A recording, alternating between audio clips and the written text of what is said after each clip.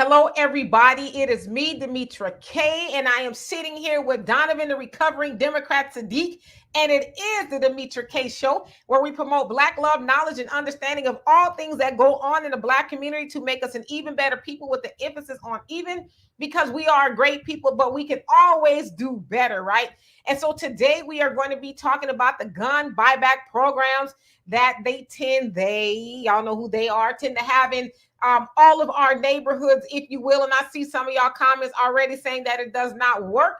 So we're going to get into it. But also, I'd like to say a big giant hello and welcome to YouTube and Facebook, the other side of the conversation. You all are not just viewers, you are co-hosts, you are participants, because we don't like for y'all to just watch us talk. We like to include you as well. And so we will read most of your questions, comments, or concerns. Lately, it's been a lot of comments, so we're not able to get to them all, which is why I'm going to ask up front.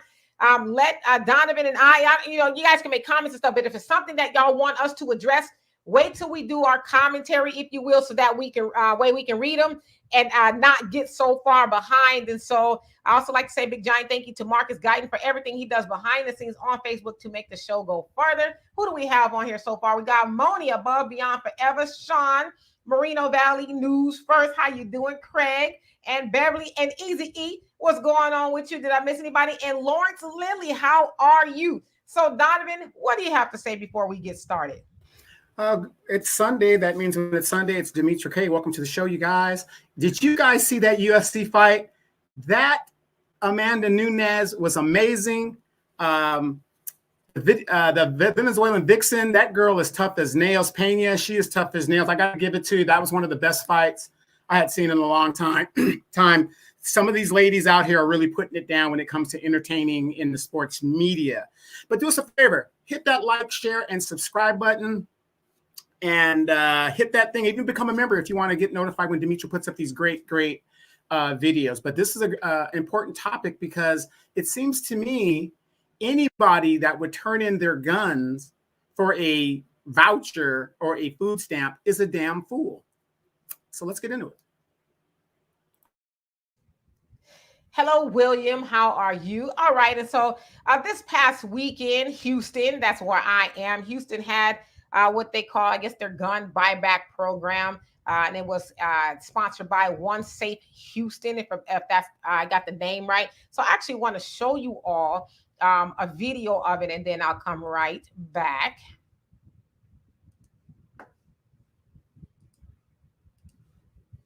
There are way too many guns.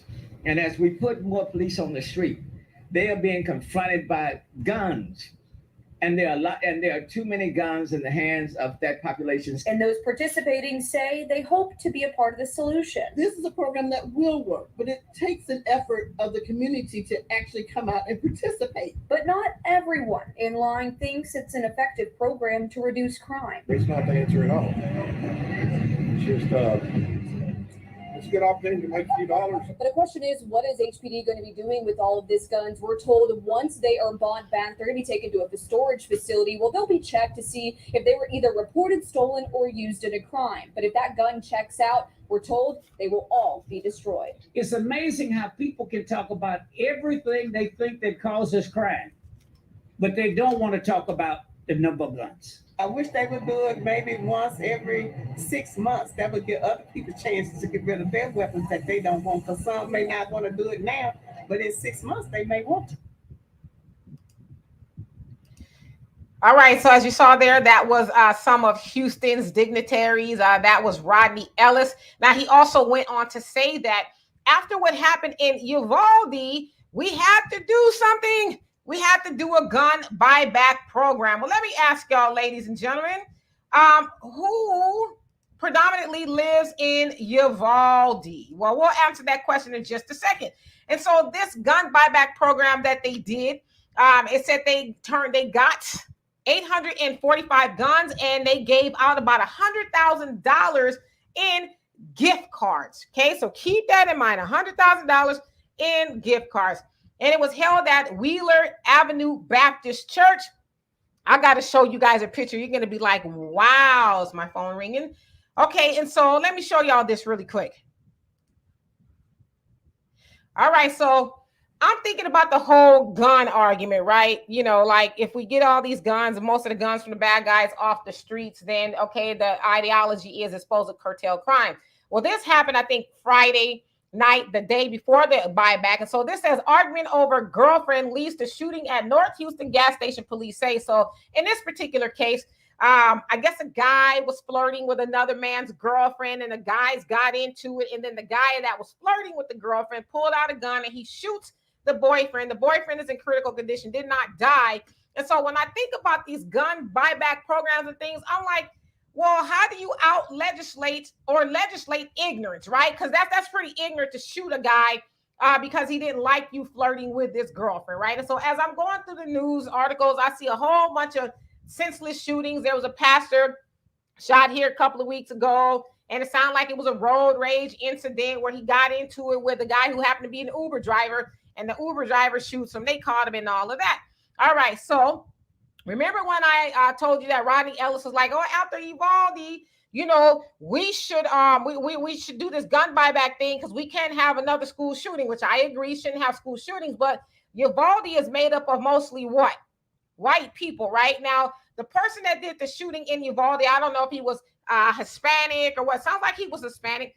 But then when I hear him talk about Uvalde, I'm like, well, why didn't they go have a gun buyback program in Uvalde? Because they tend to always have the gun buyback programs in our neighborhoods. Now, Wheeler Baptist or Avenue Baptist Church is in the 3rd Ward, from what I understand, and some people like to say it's the hood.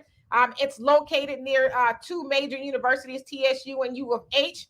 And it doesn't sound like it's a great neighborhood. Okay. Now, thinking about that of Buffalo, right? Look where the shooter that came from Buffalo, Peyton Gendron, or he came to Buffalo, he's from Conklin, New York. Now, look what it says. It's the majority of white people. Now, y'all know why I brought up Uvalde and Conklin? Because that's where the shooters came from. So my question is, why aren't you guys doing these gun buyback programs in these white neighborhoods where most of the time they do these giant mass shootings and they go with AR-15s and all these other ARs and blah, blah, blah, and they go do major damage. They got the heavy arsenal in their neighborhood. So why isn't there this big giant push to go alleviate them and their children of their guns? Okay, so let's get back to Wheeler Avenue Baptist Church. Do y'all see this church? This is a giant, huge monstrosity of a church that's in the middle of what they say the hood in the 3rd Ward, a big giant church. And so when I looked at this church, I'm like, well, why can't the church solve the problem of crimes? Because come on, y'all, let's just think, we don't even have to be economists or rocket scientists or any of those type of things. Do y'all think it costs $50 a month to run that church? Hell to the no.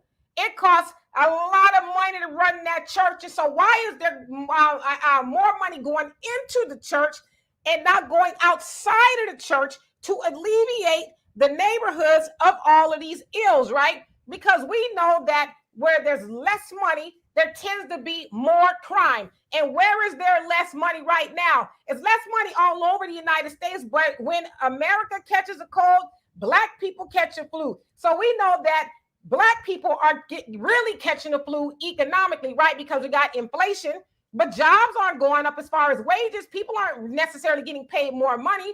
The inflation is going up. And so that trickles down to the neighborhood, where the neighborhood is already struggling. And so when you don't have money, that means you don't have resources. And that means that people are, maybe they ordinarily wouldn't, and maybe they would, I don't know, but they might go out there and commit some crimes, petty thefts and things like that to put bread on the table or make ends meet or whatever the case is. And then when you remove the parents from the household, maybe the mom and dad's got to work 2 and 3 jobs to keep the food on the table. So who's watching the children? So back to the $100,000 that they gave out to get your guns. What if they would have put that $100,000 back into the community? Because if you guys think about the tax credit that the parents were getting when the pandemic was going on, that stopped. And yes, it was only a couple $100, but that helped a lot of families. And so imagine if they would have just gave that money to the neighborhood that would have helped people make ends meet or whatever the case is, then they might necessarily wouldn't have needed a gun buyback program. But what a lot of y'all said in here in this comment section was spot on. Gun buyback programs do not work, because how do you convince a person who is dead set on killing somebody? Because I don't care what you say, for the most part, murder is a firm decision. How do you convince them to not do that by giving them a $50 or $200, whatever it was, gift card? That doesn't convince them to do that. And then this is the trick bag here that they finally put in there. Turn in the guns. No questions asked, right? Isn't that what they said? But did y'all hear that tidbit? Well, first we need to make sure that it's not linked to a crime, and then we'll get rid of the gun. So it's like, you big dummy.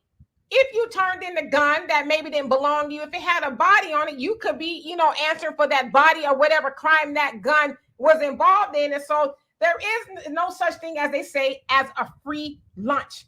You're not going to get anything for free. There are strings attached to this thing, but we know that also election season is coming up. We're in election season, rather. You got the midterms and all that. So you got these politicians going out there and telling everybody what you want to hear. And y'all saw the old black lady, pull up, I wish they would do this all the time. Well, they have done it all the time, and it is not working. Why don't you tell those politicians who show up to your neighborhood, why don't you funnel some money back into the neighborhood? And then most of those people probably go to Wheeler Avenue Baptist Church. Why don't you tell the pastors there in this big, giant, glossy, glamorous church to put some of that money back into the neighborhood so that the crime will go down? The statistical facts say that 5 times, that when there's more money, there's less crimes. And when there's less money, there are more crimes. It's not rocket science. It's very simple. So before I get to you guys' comments, Donovan, what say you?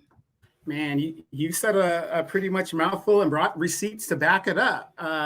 Absolutely. As we know, when you live in a low area where there's high crime, it is ludicrous for you to give up your weapons, because what do they say? Only a good guy with a gun can stop a bad guy with a gun.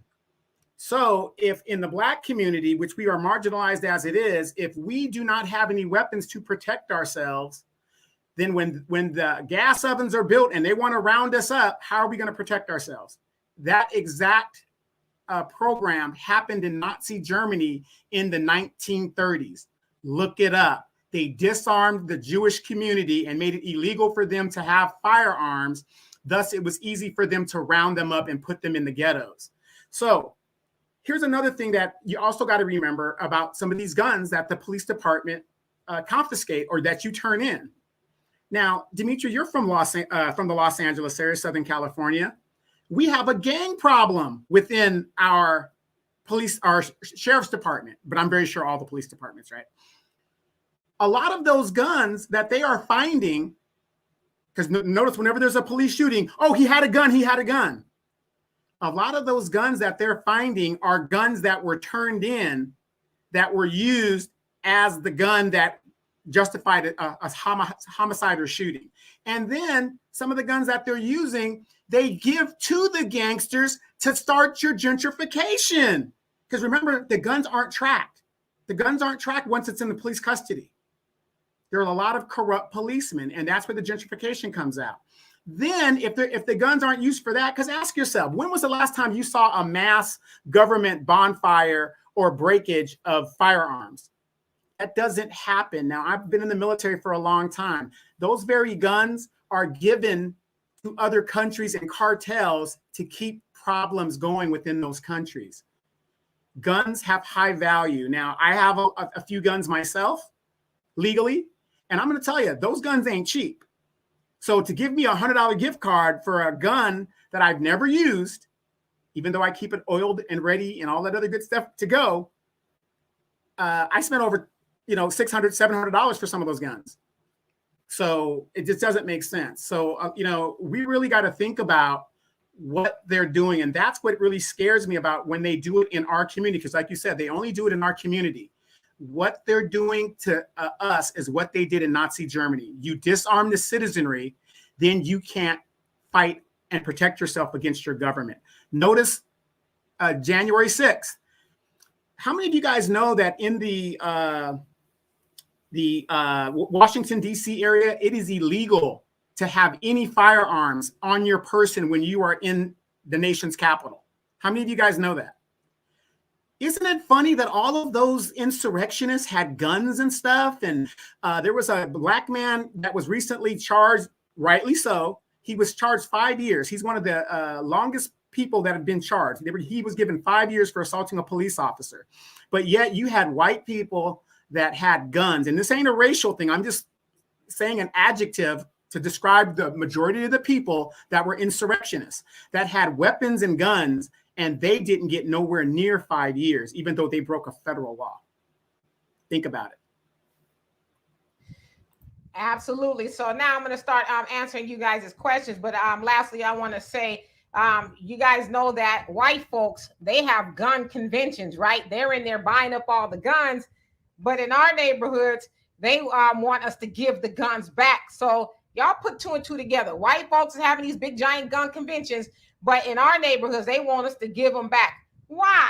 Ask yourselves why. And the last point I want to make too is, well, who's going to disarm the police officers? I read about a case happened here in Houston where a guy had a knife and a police officer shot him. So it's like, that's not really fair, right? Don't y'all have other things y'all could do? You're taking a gun to a knife fight per se to say the guy was having some mental issues or whatever. So who's going to take their guns off the street? The guns that, don't always do good policing work, if you will. So anyway, y'all, let's see who else is on here. I want to say hello to everybody. Then I will start taking your questions. So Moni, yes, this is the last day we get to say happy birthday to you. Happy birthday until next year. Fight for Black, how are you doing? And the Pioneer, how are you? Who else? Old School, how you doing? You say jobs and money. Well, I help kill crime in the Black community. We got to get back into trade, medical, and legal field. Yes, all of that. But we need those resources put into the neighborhoods. Yeah, I understand in the third ward, they have U of H, which is a big giant university, and a TSU, which is a HBCU. But not everybody's going to go to college. What about, like you said, trade programs and other things that would help people be a little bit more upwardly mobile? Or how about bringing sustainable jobs to the neighborhood? We don't need no more Popeye's chicken, pawn shops, or any of those other things, those low-level paying jobs. We need jobs that are actually going to help people just work one job and be able to go home and take care of their family, right? And the only Pamela's Way, how you doing? Says exactly, these church members should be ashamed of themselves. Damon, how you doing? He says Creflo Dollar syndrome, taking from the poor. Yeah, I mean, that church is in the third ward, and that's where they have the buyback program. And it's like, I know it costs a pretty penny to sustain that church. And C Love, how you doing? He says these people are sick. And let's see who else came on here. I'm going to go all the way to the bottom so I don't get behind. And if I didn't already, Craig, how you doing? He says, I said, they put the guns back on the streets. We had a cop in Baltimore who gives guns to a group for drugs. Of course. Like, how else are they getting there, right? Like, we know that, right? But they want to pretend like, oh, we got to get these guns off the street. It's like, well, who's putting them on the street? Let's start right there. And Sweet Band, how you doing? And who else came on here? All right, so I'm going to start taking you all's questions. I'm at the bottom now. I just kind of want to get to the bottom so that we don't get too far behind. But yeah, I mean, so really just, taking it back to the church is like, come on. Y'all big giant, because, back in the day, the church was there to help solve the problems of the community. You could go to the pastor and, things like that. But now the church, and somebody was telling me, I think it was, I'm not mistaken, it was Al that was saying, somebody was saying that the churches are like the new bank in the Black communities, except for they don't allow you to make withdrawals. They only take deposits, right? Because the same thing, right? The churches, they collect all that money, but yet the neighborhood around it looks horrible and it is doing horrible. So it's like, what are you really there for? Other than to have a big glorious building, you have a nice choir, and you got like cosmetically everything looks great, but on the things that matter as far as the people that come to church, because a lot of people that go to church, let's keep it real, a lot of people that go to these big giant churches, they go home and live quiet lives of desperation once the church service is over. They're in there, hallelujah, praise the Lord, this, that, and the other. Okay, I'm going to sow a seed of faith, you know, but then they go home and they maybe have no food and they don't know how they're going to keep the lights on and all that.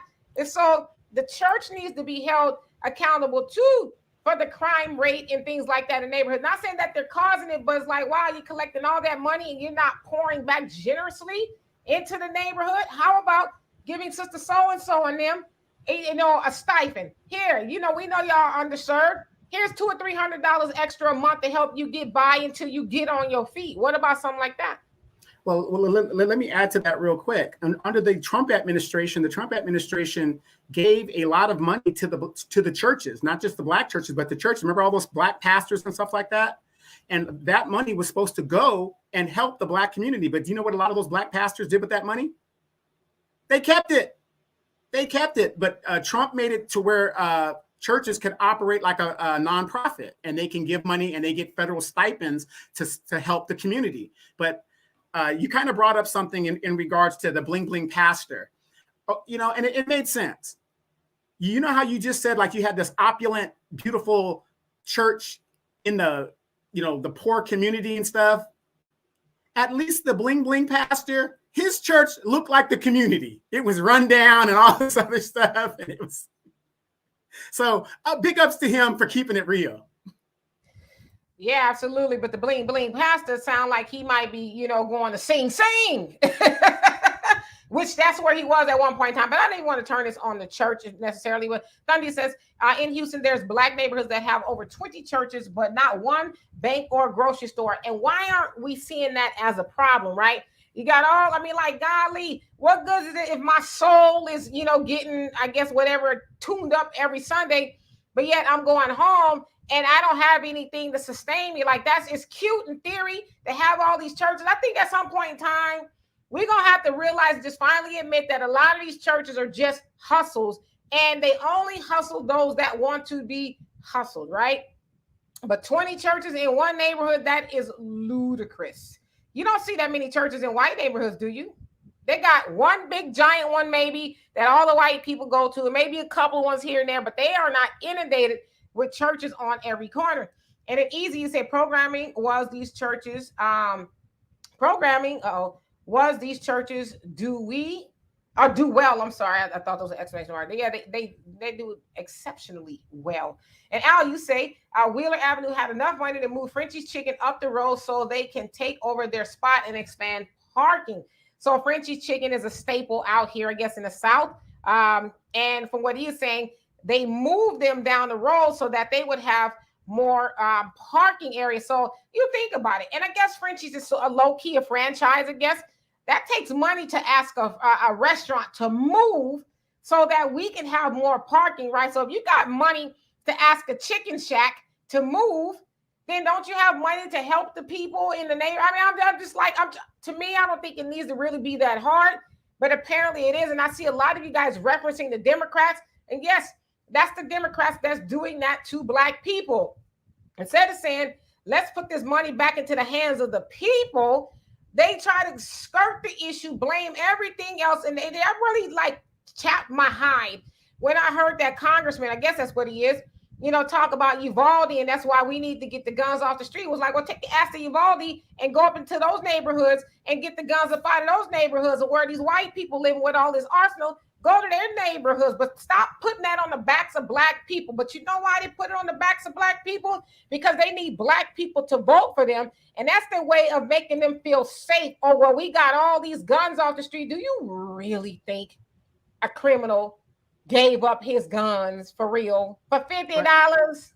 Right. And let me ask you this logically. If I live in Houston or I live in California, how is me giving up my guns going to help any other community? Well, exactly. You know, I mean, if you're a criminal, you're not going to say, hey, you know what? They give it away gift cards. Let me go turn this in. If you're a criminal, you're holding on to it. Being a criminal, in a lot of cases, is a firm decision. I know there's some people out there, criminals by default, doing some things that they, you know, to survive. But for the most part, these criminals ain't trying to give up their guns.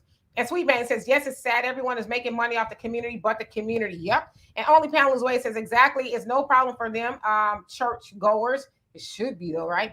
And Donovan says the baby boomers have sold out the generations after them. If not so, why are we worse off now? Good point. And Tanya T, how you doing? Arson, how you doing? It says, hey guys, how are you too? Hope you had a nice week. I missed the beginning, but I get the idea here. Nothing new. Find new ways to keep you vulnerable. Laugh out loud at Donovan Sadiq, bling bling pastor. That's the name, the bling bling bishop in Brooklyn, New York, that got robbed of his 400 to $1 million worth of, right? Yeah. So what pick is, which wait, and his wife has been crying every day, even though she's been on live every day praising the Lord since the robbery. Yeah, some ain't right there. And Sweet Man, it says a lot of these mega churches, the people don't live in the community that go to the church. Okay. The Pioneer says maybe the following generation didn't fight hard enough to keep the benefits the baby boomers fought for. Laugh out loud, too busy making weed and partying. Well, okay, but show me where the benefits that the baby boomers left. Like I said, how many times have I shown Black politicians in any of their policies that was specific to Black people? You're not going to find it because they don't do it. So if the politicians don't even have policy directly for Black people, and most of those politicians are what? Baby boomers. We're carrying them out in pine coffins. Tanya says, get the race soldiers off the streets. Yeah, I mean, who gonna get their guns that, murder people wholesale? And Easy says, Donovan, don't forget all the faith-based initiative money received for votes, but nothing to clean up crime in the neighborhoods. Very good point. And let's see here. Tanya says, a lot of criminals are on the police force. Oof, you ain't lying. Mr. Pirate Brain, how you doing? And you say, peace, family. And Al says, when poor Black people want to get money, they don't give up their guns for gift cards. They go donate plasma. I mean, and that is very true. A lot of people do go donate plasma or, other means. But yeah, giving up your guns, I mean, come on. We know that guns are needed for protection. And so it's not the guns that are dangerous, it's the people, but I want to see these gun buyback programs in the white neighborhoods where, we've heard of countless cases of mass shooters who said, I got it from my mom, or these guns were just in our house. We had a whole plethora of them. Why aren't you setting up shop in their neighborhoods? I mean, those are the questions that we should be asking when they say, okay, want to do these gun buyback programs in the hood? We should say, great. Now, when is the one in the white neighborhoods? When are y'all going to set up at Whole Foods or Trader Joe's or Sprouts in their parking lot, or, Joel Osteen's church? When are y'all going to set up at his church in the parking lot and have good old white folks with machine guns and Uzis and all this other stuff? When y'all going to have one over there? Those are the questions we really should be asking, right? And Craig says, why would I give up a $700 gun for a $50 gift card? I mean, come on. Exactly. If you're a legitimate gun owner, you're not going to give up your gun. Especially thinking about that now. If you think about white people, that's fairly heirlooms for them. I know white buddies of mine that have guns that their parents had, great-grandparents had since the Civil War, even the Revolutionary War. And they keep them and they still work. Exactly. And Mr. Pirate Brain says they are disarming us and we go along with them. Them folks aren't giving up any of their guns. Nah, they having gun conventions. They just had one not too long ago here in Houston, the NRA, the gun convention or whatever it was. They had one. So it's like, yeah. Really? And the funny thing is, all the legislation that they put out there to stop illegal gun transfers. But the funny thing is, because they know Black people we don't have gun conventions. You could go to a gun convention and get a gun that isn't even traced by the government. There's like a loophole at the gun convention thing, and they talk about that in politics. We got to close the gun convention loophole, but they never seem to do it. Right. And I hope I said Sooty Ban, maybe I'm saying that wrong, but forgive me.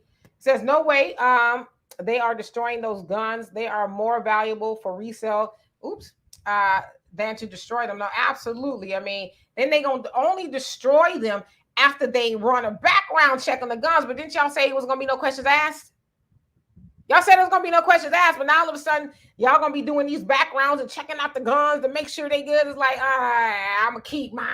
I mean, I'm just saying, if I was a criminal and I was maybe doing some things that weren't so good, I mean, it's like you lied, and I don't even know why anybody would believe them. Hey, Sunlight, how you doing?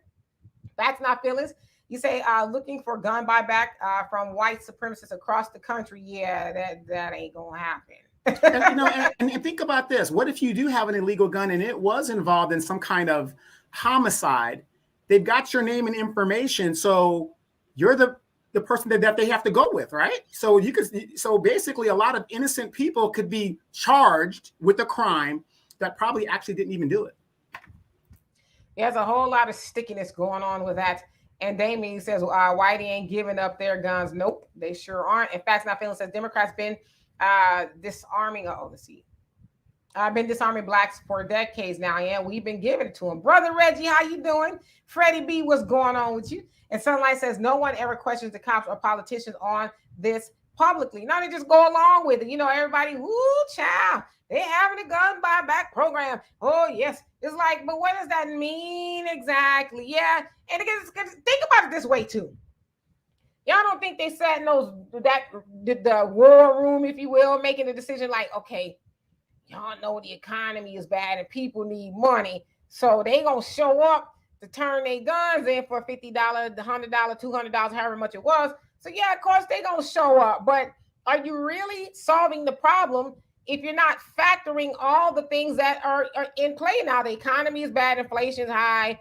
You know, people are struggling. You're having a gun buyback program in the neighborhood where a lot of people are struggling. Let's keep it real. So don't try to say that, oh, well, these criminals just wanted to come and just give the guns up. No, he probably had a lot of people who needed that extra money. It was like, here, shit, I ain't using it. Let me get this card, right? Right. So you can get some food rather than, you know, something that you need. And if you guys don't realize that the economy is bad right now, if you don't believe it, I know you see the high prices, and that's not inflation. That's greed. Inflation doesn't go up 1/3 of everything, 30%. That's not inflation. That's called corporate greed. Inflation is a gradual thing. Okay. The super lottery went over $1 billion. $1 billion. Okay. That is a sure measure to let you know how desperate people are, because when everybody's working and everybody has a job, how much did the Powerball lottery usually go to? 200 million, maybe every now and then $400 million, right? On average. It just went to over $1 billion because the country is in a excuse my language, shithole. Democrats. Absolutely. Pioneer says now black people can have gun conventions if enough of us got together and purchase space at a venue to do so. What will stop us? He says there are a lot of black people in law enforcement that would support it. Now, come on, brother. Okay, wait, Pioneer. I'm gonna jump on this one. Anytime a group of black people come together with guns, you're going to damn sure know the sheriff is going to be out there. The local police is going to be out there. The ATF is going to be out there. There's going to be a big incident. Look what happened to what's that black group? Black Panthers. The who? Oh, you're talking about NFAC? Yeah, the NFAC. They ain't having that, dog. I mean, let's be real about it. When black people are legally trying to enjoy their rights with guns, oh no, that ain't going to happen. That ain't going to happen. And Pioneer, let me ask you this. Are you familiar with the Mulford Act? Are you familiar with that? So if you are, I'm gonna wait to see your response. If you're familiar with the Mulford Act, 1967, I'm gonna wait and see. And hi, don't tell me stop. Don't need no man. Stop telling me I do. How you doing? And Thunder says, if you ask those other churches to do the same, they will quote the Bible, selling your cloak to buy one. Yes, indeed. And Freddie B. And then Tanya says, so true, Donovan. And Freddie B says, I got a lifetime gun license. Okay. And Easy says, it's called straw purchase, Donovan. And Tanya says, that's that the way to track which black folks have guns. Okay. And Don, how you doing? Says, hey, Demetri and Donovan. Facts Not Feeling says a criminal will turn in a gun that does not work or is broken while keeping his real gun. Yeah, it's like, come on, man. That's what you call the banana in the tailpipe. Mr. Piper says they're going to sell a $700 gun for $50 and a Walmart card at that. Yep. And Only Pamela's Way says Q Biden because as soon as he or Skamala can make a speech or / dog whistle about the buyback program, they will. Yeah, and they're going to try to tout this. It was a success. No, success is when the murders, or the crimes actually stop or, or curtail significantly. That's a success. But you just getting guns, that's not really a thermometer of if the crime will go up or down. I mean, I wouldn't think it is, but I suck at statistics. So, and Nay Jag, how you doing? Says this will make it easier for them to kill us when they get ready. Keep your peace. Good point. DJ Charisma, how you doing? And Damon says at one point Black folks weren't allowed to have firearms. Yes, indeed. I'm waiting for the Pioneer to answer my question. Sunlight says, and I didn't win, y'all. Don't feel bad. I didn't win either, but there's always tomorrow. Thunder says in Texas, you can do a person-to-person transaction when you sell firearms. It's legal. Okay. And Al Texas says, and California, very hard to do. Very hard to do. What'd I say? No. Gotcha. Yeah, they're saying a person-to-person in Texas. Anything goes in Texas, man. Geez, I mean, they love their guns. But here in California, oh my God, permit to carry concealed. The politicians and the police department are going crazy here in California as people are getting concealed permits. Yes, indeed. Al says, did Matthew McConaughey from the movie The Lincoln Lawyer turn in the gun that he got?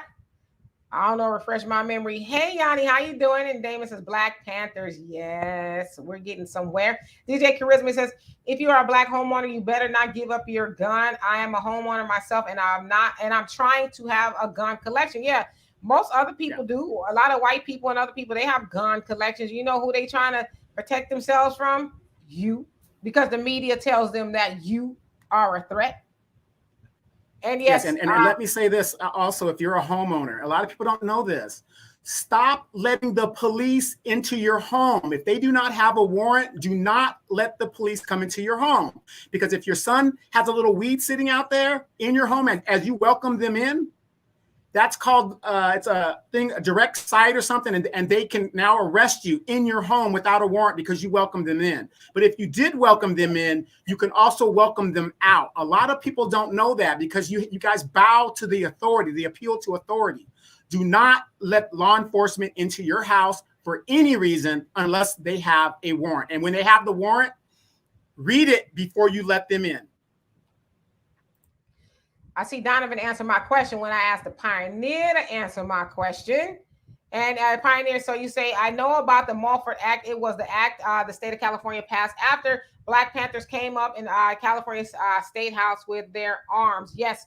So does that kind of answer your question when you says what's stopping us from doing that? Those white folks via Ronald Reagan, who was the governor at the time, legislated to stop Black people from guns, gun ownership, and legally, carrying guns out in the open and all of that. When the Black Panthers showed that sign of force, and they were more or less like, we're not trying to do anything to anybody, just like the NFAC. Where's the NFAC? They made legislation to stop that. And so while in theory, yes, it's cute and all of that we can have a gun show, and I don't see the problem with it, but they ain't trying to let Negroes get too powerful here in this country. I think that's when we really need to just come to terms with where we are as Black people in America. They do not mean for Black people to outnumber them. We are, regardless if plantations still exist or not, and they don't in a slavery sense, that ideology is still there. We can't have the slaves, Black people, getting powerful enough to potentially overtake us. We can't have that. So I don't know, y'all tell me. And Rock Regular, how you doing? It says it starts at home. Food, clothing, protection, education, and shelter is primary. Religion is secondary. Yes, indeed. And that's biblical, too, in case you didn't know. But Rock, I know you know that. And the Pioneer says, although Donovan apparently put in the chat before I could show off my knowledge, laugh out loud. I know, hard-headed. And thank you, Marcus. If you guys are on Facebook and you are watching this and you want me to read your comment, click on the link, and I would love to do that. Above, beyond, and forever, he says, only a fool would give up his guns. Yes, indeed. And DJ Charisma says, and please, if you have a gun, I don't care about your state not caring about whether you have a gun permit or not.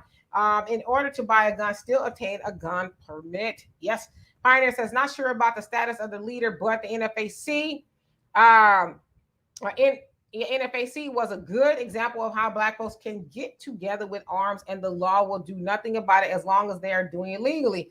But see, that ain't what happened with them. he's accused of allegedly pointing his rifle at a law enforcement official, and he's looking at what 27 years. And that's a weak case. But they just felt like they needed to get him on something. Of course, we're talking about the leader, Grandmaster Jay. And he could be doing damn near 30 years for something they trumped up. But where's the rest of the organization? You haven't heard a word from them. So Right. you tell me. And that's how they do it. They what's that the mafia says? Once you cut off the head of the snake, the body's going to die. Yeah, and more importantly, we need to stop the rise of a Black Messiah. And the greatest threat to America is Negro unity. So those ideologies are still there. They have not gone anywhere, but it's us that keeps living in la-la land thinking, oh, well, now I'm not saying we shouldn't as Black people try to do certain things, but we got to start with unifying first, right? We start unifying, then we can have a little bit more leeway, but we got so many schisms within our community. It is unreal. And then within the last couple of years, how many more schisms that we've created in the Black community. And I don't want to get into it. You guys know what I'm talking about. But there's a lot of other schisms in our community. So it's like, and we don't understand. We see all the other groups. They're unified. They get what they need. But as Black people, we got this group and that group. And we don't like this group and that group. But we talking about rights. How the hell are you going to get rights if you're not even unified? Right. And you want to talk about unification. Now, D, here in California, we have towns called Little Saigon, China, Koreatown, Armenia Town, whatever, right? All these Asiatic towns. They unified as Asians, even though they have their different sections, but they were smart enough to know, hey, look, we're all Asian. So for us to thrive and do what we got to do, we got to stick together as Asians. And then they started creating their own little basic towns. As Black people, we have Caribbean Blacks, we have African Blacks, we have American Blacks, we have all these Blacks here, but we can't get together because of these schisms. Yep. Yes, Al, Ice Cube had a song called Bop Gun. And then Thunder says they didn't attack the NFAC group. They trumped up charges on the leader, but you must be honest, they didn't run up shooting that large group of armed Black folks. No, they did not. Above Beyond Forever says, why don't the police ever turn in their guns? You better ask somebody. Easy says, D. Mulford Act prohibited loaded guns without permit. Well, it also got rid of open and carry in California. It got rid of that because that's what they were doing. They were, on the steps, with their guns out in full display because at the time it was legal to do that. But Ronald Reagan, being the big time racist he was like, hell no. These Negroes out here, they armed to the teeth. So we can't have that, right? So it was all good until they saw Black Panthers doing it. But now, California's got a different set of rules. Well, now, thank God to the Republicans that said that that's bullshit because you're restricting my right. What's the point of the right of bearing arms in California? I can only speak for California. And you can't go outside with your weapon. Where in the Constitution does it say only in your house? It doesn't say that. And thank God the Supreme Court overstruck that. And now people with a concealed carry permit can now take a gun to wherever they want to go and do what they got to do, because an armed society is a polite society.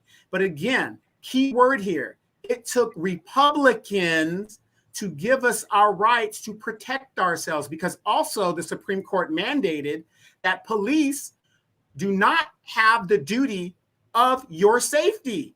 You are responsible for your safety. Thus, that school shooting in UVAD, whatever, those cops were in perfectly right to take care of themselves. They're not there to protect us. We have to protect ourselves. And that's mandated by the Supreme Court. They are, because if that was the case and you got hurt in the street, the police would be liable, right? So the Supreme Court said, no, police departments are not there to protect you and all that other crap. Raymond Cook, how you doing? He says, oh my God, ladies and gentlemen of America, you must keep your guns. The purge is coming. Or as the other people say, civil war is coming. You may be on to something. Guns and butter, how you doing? He says, they will have to pry my guns out of my cold, dead Black hands. That is a step up for Black families to be a setup. Oh, I'm sorry, a setup. I can't read, y'all. They probably need the great Charlton Heston from my cold, dead hands. that is a setup for black families to be helpless. Absolutely. Again, they're having gun conventions for white folks, but you know, they come to the neighborhoods. And then, yeah, I guess anybody can go to a gun convention, but they're not having to turn in your gun campaigns in the white neighborhoods. So good point. Pioneer says, I don't know what was planned between Grandmaster Jay and the law enforcement, but clearly there were thousands of armed black people getting together, and law didn't or couldn't stop them. Yeah, but where are they now? I don't know. I'm not saying that they're disbanded or whatever, but where are they now? We haven't seen them since Grandmaster Jay got locked up, if you will. Mr. Pirebrain says, I'm out. He says, I brought men, I bought mine from an Austin sheriff that I used to work with person to person. Okay, so you're saying in Texas that buying it person to person thing. Okay. And Facts Not Feeling says, never let cops come into your home, never talk to cops, never answer questions. Yes, make them get a warrant. And the Pioneer says, sometimes the biggest obstacle in the way of black folks are black folks themselves, so afraid of what white folks will do. They choose to do nothing and end up targets anyway. No, we're not saying we shouldn't choose to do anything, but you know, unless you use a little common sense, right? And study history. If you study history, then I think we would know where to go. But a lot of people don't study history. Only Pamela's Way says, in Miami and South Carolina, they're doing some kind of homeless camp, quote unquote. It popped in my head about what Donovan said about the camps. Okay. And Thunder says, and if you say the name Black Panthers, please say their full names of Black Panther Party. Yes, indeed. For self-defense. That is absolutely the name. It says this fully explains who and what they are. Absolutely. Well, I mean, they were set up to protect black people against brutalizing police officers and a whole host of things. But really, that was the reason they organized. And Bivlin, how you doing? It says, and also because inside they know what they've done, so they must cover their guns. They must, they must covet their guns. They must teach their youth to covet. It's the only thing they have to stop their worst fear. That is true. Above and beyond forever says NFAC was a big joke. Okay. Mr. Pirebrain says everybody should put a screen door with a lock so police can't put their foot in your door. That's a good point. That's what everybody does here in California. I got a big old screen door. It's going to take a lot to bust through that thing. Right. And Freddie, it says the Constitution wasn't wrote with us in mind, only the 13th, 14th, and 15th Amendment. And those don't necessarily help black people, but you're right. Pioneer says, Queen, if we're going to say that white folks aren't going to let black folks operate in any organized fashion, then what's the purpose of any of our people having guns then? Well, you want to protect yourself from a whole host of things. It's not just white people. I think we need to, not think that it's like all the big bad boogeyman white people are coming. Yeah, they're a threat too, but we know that crime is about proximity. And so it's normally going to happen with the people you live closest to. So you want to be protected. I mean, now, like I said, we talk about this a lot. We hear stories of people getting jacked at gas stations and stuff. And so if you have one on you, you might be able to live another day or whatever. But it's not just to protect ourselves from white people. It's just in general. Well, Malcolm X said this just before he died. Your life is your most precious gift. And if you got to give it up, make it even Steven. Absolutely. And Damon says, tell that to the congressional black talkers, sell out at level 10. Yep. And Rex, how you doing? It says, get a firearm and get training, then practice. People seem to skip that part. Absolutely. Just going to pick up a Saturday night special talking about I'm the ultimate badass. And you ain't had not a lick of training, right? Mess around and shoot your eye out. Well, what a lot of people don't know, you can get a gun and it can blow up in your hand. And so you're going to be doing yourself your own damage because if it hasn't been oiled and cleaned and stuff, a lot of people don't know. They just think like the movies, just pick up a gun and it has unlimited amounts of bullets in it. There's more to it than that. And Easy says, D, I can tell you from experience that the white folks are uncomfortable around black people with or without a permit and even in uniform, but they have to respect the uniform. Absolutely. And Rex says, by the way, much love to you too. Miss you. Thank you so much. And wait, I want to say this real quick. There was a time, and I think Demetria's still of that mind. Demetria was so mad living out here in California, she wanted to go get a gun. You need to get you need to get your gun. Yeah, I mean, absolutely. Who's to say I don't have one?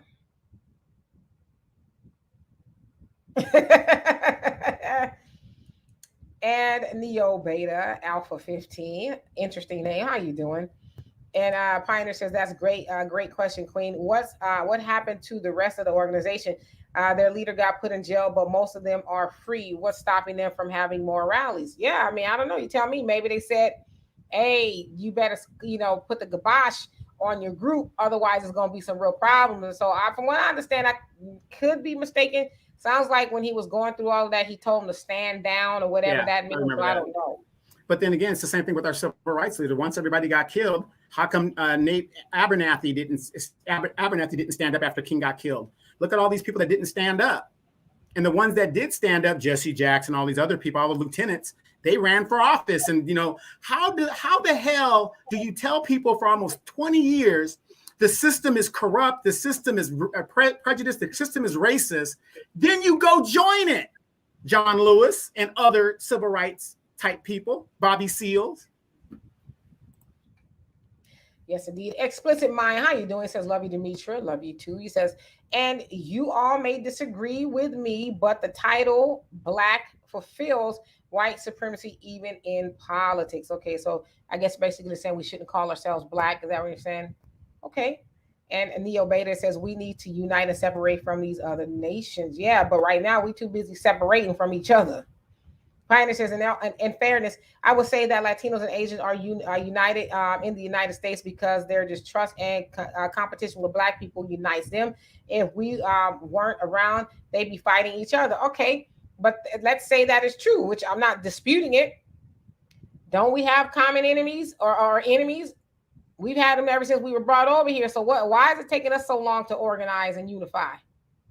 And Danya says, I'm not giving up nothing. I pay $1,000 for each of mine, and they are new. Hell, if I'm trading my ish in. I know that's right. And Easy says numbers are the same. Numbers are the name of the game. The more numbers we have, the harder to come after all. But again, we got a whole bunch of groups now that we subscribe to. Neo Beta and say FBA only. These other Black groups are used against us by whites. Okay. And Donnie says, we are trained in the academy to never give up our service weapon. And Tatum, Kathy Tatum, I should say, how you doing? He says, don't be surprised. The guns give back happen. Be taken out of holding vault, gave to families and friends to give back at an event. Oh, so you said that they took the guns out of the vault, gave them to their homies, and said, show up to this event and get the. I don't doubt it. I don't doubt it at all. Yeah, that's exactly what I was saying. They take those guns and give it to their friends and family members and stuff because it's not traceable. And Explicit Mind says eugenics, Darwinism. Yes, indeed. Study both of them. Eugenics, of course, knows that that deals with the extermination, for lack of better words, of Black people. And it says the downtrodden, which was mostly Black people even then. And Darwinism, which is survival of the fittest. Study them both. And the Pioneer says the Mulford Act and a lot of these other laws were designed to target Black people. True. However, there are plenty of Black judges and lawyers who can challenge these laws and remove them if they chose to. Well, what they waiting on? What's taking them so long? And I know you don't think Ketanji Brown Jackson gonna go up in there and do anything. I'm just talking on the federal level. And Explicit Mind says, do you need a permit to speak? To speak where? Because there is this thing called freedom of speech. So I guess if you want to, I don't know, it depends on where you're trying to speak. And Damon says, Professor Black Truth, he says hashtag power tools. Okay, that's what they call them. And Azriel, how you doing? It says, Miss K, get you an AR-15. Oh, I don't know what I would do with all that firepower. It can be quite intimidating. I just need a little something I could pull out of my purse. You want to play with me, sucker? I'm just kidding. And Neo Beta says the best way to keep us unarmed is for you to hand over yours. Yeah, but we just keep, believing we're doing the right thing. Pioneer says, Brother Donovan, many of those court rulings and Republican rhetoric is deception and lies because most people still don't have the right to carry openly and when they want to. Well, that's true. But what I'm saying is because they send it back down to the states. It isn't a federal thing. Well, it's been struck down federally all across the way, but we know it's a state thing. So like in California, for over 60 years since Ronald Reagan did that, you could not carry openly in California, and the only people that could were like, you got to have a good reason, like you're a jeweler, you're a Brinks carrier or something like that. Everybody else couldn't carry it. It's very hard to have firearms in California where the Democrats control everything. So let's look at it. If California, which is the 10th biggest economy in the world, by itself, we're not trendsetters, but think about this. This is a Democratic state. Why are the Democrats, who are for the people, keeping a basic right away from 34 million Americans here in the state of California? Why are they doing that? Absolutely. And the Pioneer says they tell you have the right to open and carry, quote unquote, but if you pull your gat out in public in certain places, you can be accused of brandishing your weapon. That is true. You need to know the law. Don't just be out there, okay, corralling and stuff, because you could get yourself in trouble. Thunder says, if you think you guys are a shadow banned, the thumbnail for this show is still showing as upcoming. It doesn't say live, and the notifications didn't go out. I guess you're moving up in the YouTube world. Oh, yeah. Yeah, I noticed that too. I didn't get a notification or anything. And yeah, so we've been shadow banned. Absolutely. Oh, no. What we do? I'm trying to look right now and see what I see on my end. Let me see. Well, like we said, the revolution shouldn't be televised. So, regardless of that, I mean, you guys are being fellow co-hosts. You have a job to do by showing up here at 3:00 on time. And Neo Beta says, this is the definition of gun control, to control who has them, and they want us unarmed. Yes, indeed. And Tanya said exactly. And Thunder says, I meant upcoming. So it's, I just looked at it now. It looks like it's saying that it's live. There ain't no telling what's going on. And Azriel, you say buy scopes and drums. Okay. And Jeremy, how you doing? He says the police aren't turning in their guns. In fact, recently there was a police officer arrested for buying 22 guns for a felon in Pennsylvania. So while Black people are disarming, it was kind of jumbled at the end, so maybe it got cut off or something. But you're absolutely right, and I didn't know about the cops selling 22 guns. And Brother Reggie says a Saturday night special day. Yeah, that's what they used to call them back in the day. What's that on? What is one of those Charles Bronson movies? Death Wish or something like that. The guy had a Saturday night special. Yeah, Death Wish and 10 to Midnight. Yeah, Death Wish and 10 to Midnight. 10 to Midnight was my favorite. Yeah. And Mr. Piebrain says we should be investing in body armor. Damn. And Thunder says, did you hear about Zimbabwe offering a gold coin? I did not hear that at all. And Damien says it's called. Zimbabwe offered a gold coin currency. So they're basically trying to put everybody back on gold standard. Oh. So they're doing what Gaddafi was trying to do, huh? Gaddafi was trying to do the same exact thing. And look what the United States did to him. And Damien says it's called dry fire training. Okay. And the Pioneer says that the first thing a person who hasn't handled firearms has to get is used to how loud they are and the amount of power that comes out of it, which can scare most people who aren't used to it. My father used to allow us to fire his rifle, and all of us, I couldn't have been more like 10 or 11, and it would always kick us down to the ground. I was like, woo. The funny thing, I have a cousin, she was in the Navy, and she had her M16 stuff. She was barely as tall as the M16, and she's in the Middle East, doing her little thing, and the gun is like almost as tall as she is. And Kevin, how you doing? He says, no, because crimes are committed regardless. Black folks are the only ones that are asked to give up their guns. Yep, I agree with you.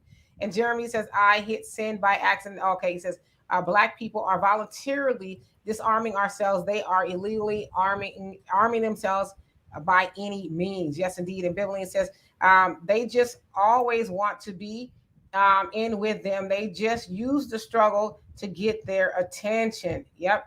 And Pioneer says, great point, Donovan. How the hell you spend decades preaching to people that the system is corrupt, and then when you get older, you turn around and join the damn system. That's how it is. And Donnie says, because they are Boule, King was Boule and woke up. Sorry, Farrakhan is Boule. Okay. And the Pioneer says, another good question, Queen. What's taking us so long to unify? I'd say because there are too many fools in our community, and you can't expect a fool to get on code or unite for a common purpose. Yeah. But do you think there are more fools in our community than people that are not fools? And the other thing is, you're saying what's taking us so long to unify is because we're too busy trying to unify with people who don't want to unify with us. And as I said, I know, it's not a, friendly subject or whatever, but as of late, we've created even more sections of Blackness. So it's like, I don't know. Y'all tell me. Sunlight says, I see a lot of flashing guns and training, but I have yet to hear about any white supremacists or race soldiers getting fill in the blank. And wait, let me address that real quick. Okay. Do you know where a lot of these white supremacists are getting their training? 70-something% of the military is white, right? That's where they're getting their training. They're getting their training in the military. Now, I'm not saying the military is for everybody, but when I hear a Black person say, I'm not joining no white man's army, I get it. I understand that. But they are joining and getting the training. And a lot of your race soldiers are coming out of the military and joining police departments. And that's where they're coming with all this stuff. But here we are, a 16, 17-year-old kid just shooting blindly and don't know how to really, tactically move.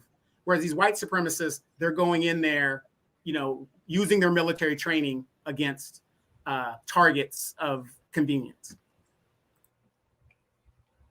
And let's see here. Sanchez, how you doing?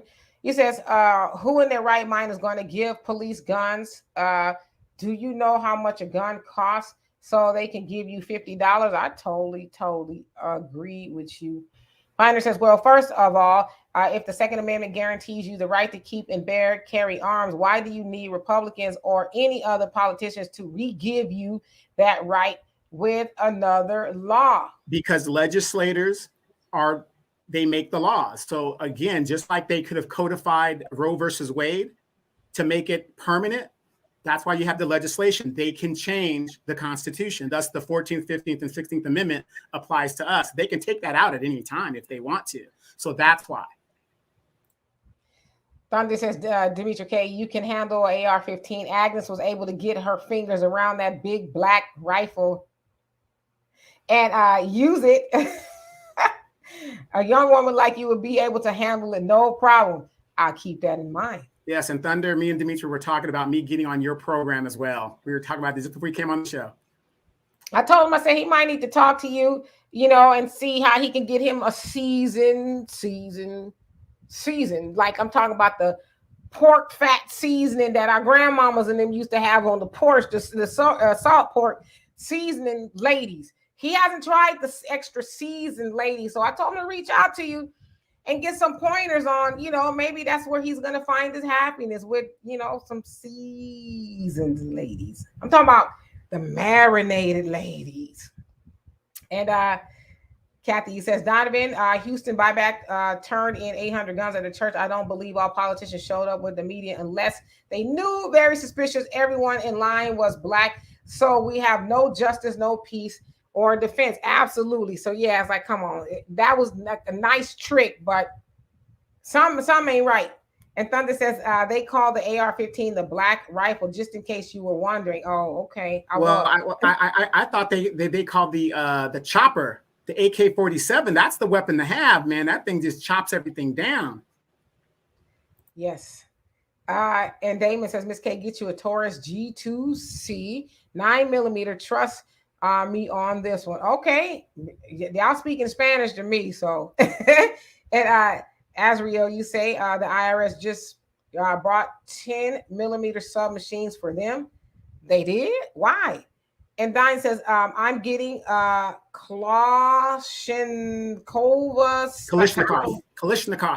Okay. Custom looks like candy. All right, y'all. Mm-hmm. Kalashnikov. Very good brand. Azriel says IRS just spent over what is that? 300,000 on a submarine. Submachine guns for themselves. So what they're doing is they're, they mandated that the IRS now can arm themselves because they are a target type group. Hell yeah! Why you charged me all that money last year?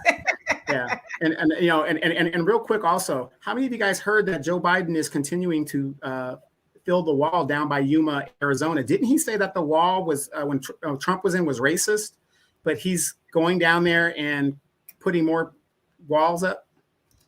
Interesting. Democrat. Yes, indeed. Damien says race soldiers with PTSD. And Sunlight says, no, Donovan, I'm talking about us, not them. And Donnie says, not only that, they are being trained as children by their former military fathers and mothers. Good point. Misty Blue, how you doing? Says Shalom. Please check out Carol Anderson's new book, The Second, and on YouTube. So The Second. Okay.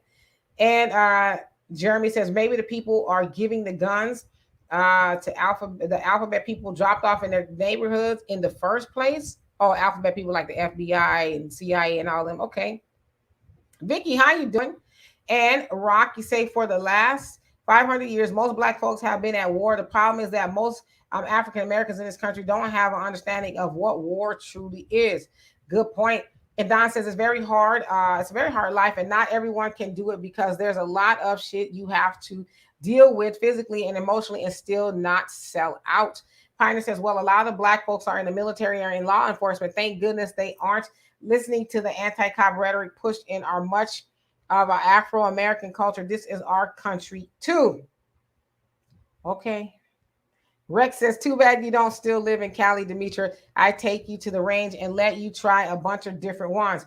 Well, I will be going back there soon for a visit. So maybe I have to hook up with you and, Donovan too. He hasn't offered to take me to the gun range. And my brother too, and my nephews, they got some stuff. And our Sunlight says, yep, that G2C is the best gun for women. Okay. And Only Pamela's Way says, ought to be well said. Wait, I didn't mean to cut you off. Remember that gun I told you about at the base that would be perfect for you? That's what it was, a G2C. That's what I'm telling you about. Okay. And Only Pamela's Way said, ought to be well said. The Winchester should be a part of every Black family's household. Yes, she did. And Thoughts of the Week podcast. How you doing? It says one pop from the chopper will drop you. Okay. And Thunder says NAAGA, National African American Gun Association. Check these guys out. And Sunlight says the G2Cs come in cute colors too. It says purple is your favorite. Purple, pink. They have the pink ones, the blue, all the women, the powder puff blue stuff. Get mine's black or silver because I don't want you to think I'm somebody to play with, okay? I don't want you to say, oh, that's cute, but I'm gonna choke you. And now, fellas, we need a list of all these women that are armed. Those are the women you just either don't deal with or you don't fuck over. The last part. Don says the IRS is part of Treasury. They got big guns. Explicit Mind says, notice no one has said anything positive in reference to the term Black. It's really effective in social conditioning. You can't change your circumstances until you change your thinking. Okay, well, what should we call ourselves if you don't mind me asking you? And the Pioneer says, I thought AKs were still illegal. Unlike ARs, AKs are fully automatic and fully automatic rifles are illegal. Yes, absolutely. But, when you remember in the movie Distinguished Gentleman, if you're going goose hunting, you could use them and stuff like that. No, the AKs are illegal, but for some reason, a lot of gangs have them. So how are these guns getting into the country? Thunder says, I'm telling you, Don, once you try gray, there ain't no other way. Like it, love it, and need more of it. Well, damn. Wait, and they have their Social Security. They're eligible for their Social Security. And they know how to flick just the right enough seasoning on it too. Donovan, I think you might need you a very older woman. I want to see you when I come visit y'all. I want to hear her once say, "Sit your black ass down." That's who I want to see you with, somebody who got that authority as an older woman to tell you and put you in your place. Yeah, the one with the double G bra size. That's right. with the moo on and with the pointy bra, like our grandmas used to wear the pointy bras. Yeah, in the 60s. Yeah. That's who I want to see you with. And she got a cast iron frying pan on her stove. That's who I want to see you with. Somebody say, you know what time it is. You got to rub this Bengay on my knees. That's who I want to see you with. Exactly. I need my medicine. Go to the cabinet and get my medicine. Right. Okay, for real. Oh, and so Azrael says, Israelite sister. Okay, so that's who we are. We should not call ourselves black. Got you. Pioneer says, what I don't understand, actually, I do. So it's rhetorical, is how they can do stories on these militias firing fully automatic and illegal weapons, preparing to overthrow, and they not be arrested. Who do you think is part of those militias? How many law enforcement people got caught up in the January 6th incident? Quite a few of them. So there's your answer. And Sanchez says, black is a color. We should be calling ourselves Negro. That's a race. Okay, I call myself a Negro and other people other stuff sometimes. But yeah, I get where you're going with that. Thunder says, as soon as I see those silver highlights, I'm on her like back pockets on a pair of Levi's.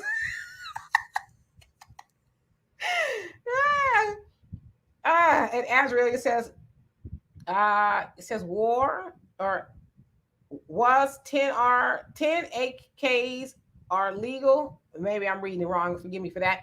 And Rex says, wrong. AKs are not fully automatic. They are civilian versions that are semi-automatic ones, just like the ARs. And Rex, you're absolutely right. But as well as I know, some of our military buddies took some war treasures and brought some of those AKs that the enemy was using back into the country. Gotcha. Damon says, no gun ranges here. A lot are open areas in Kern Valley to take your power tools out. Okay.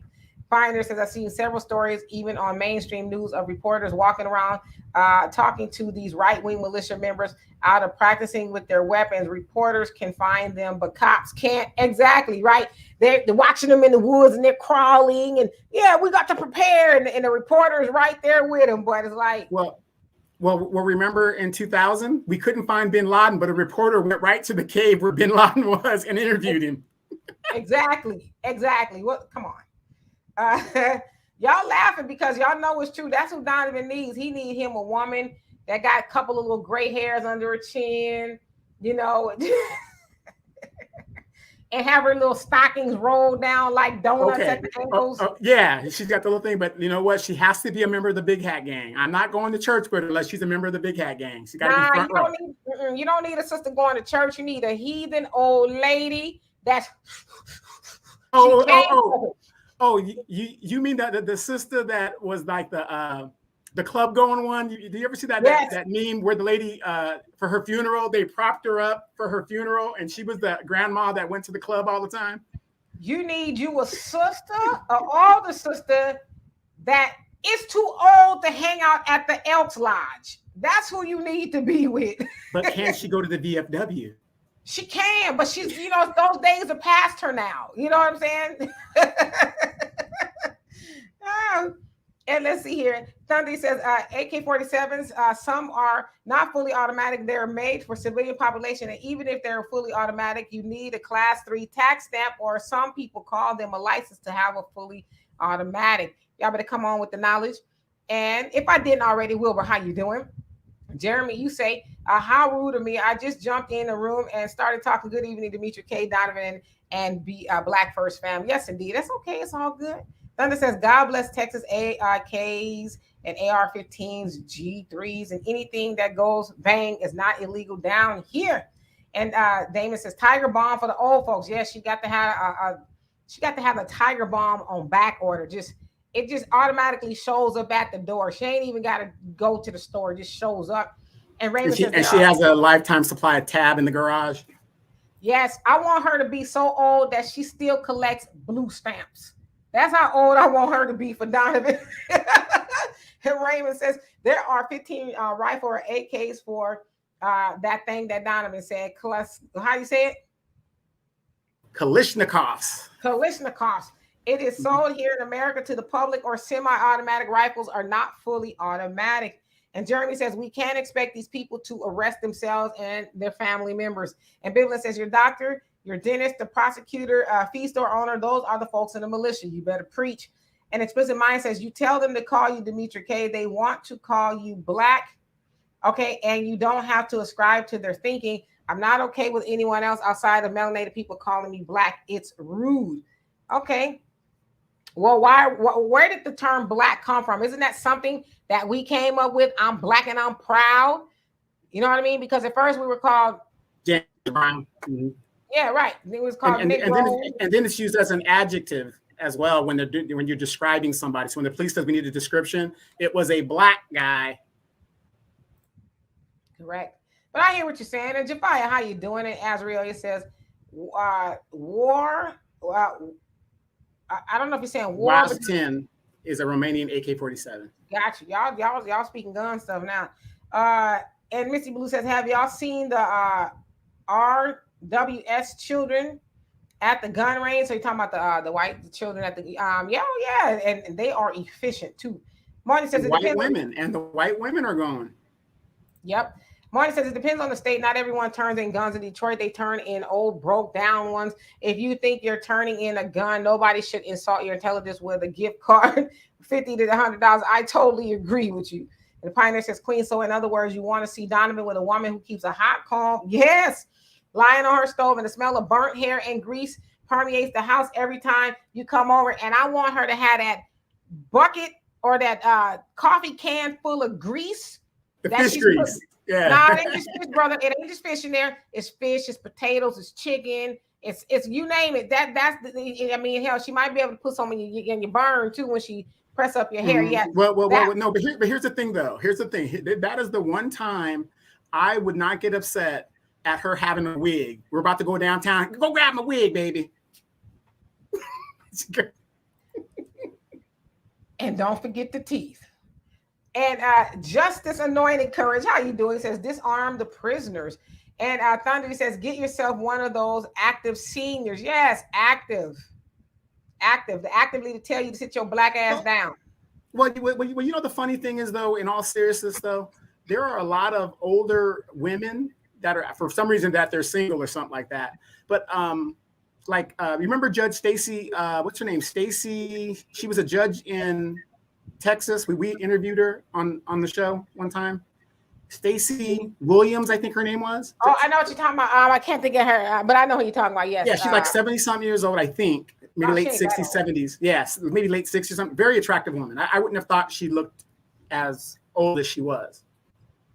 So a lot of women are taking care of themselves, looking good. So yeah, she wasn't that old. Yes, if y'all could please hit the like button. And we do also have ways to donate to the channel there at the bottom of the screen. Love you and appreciate you.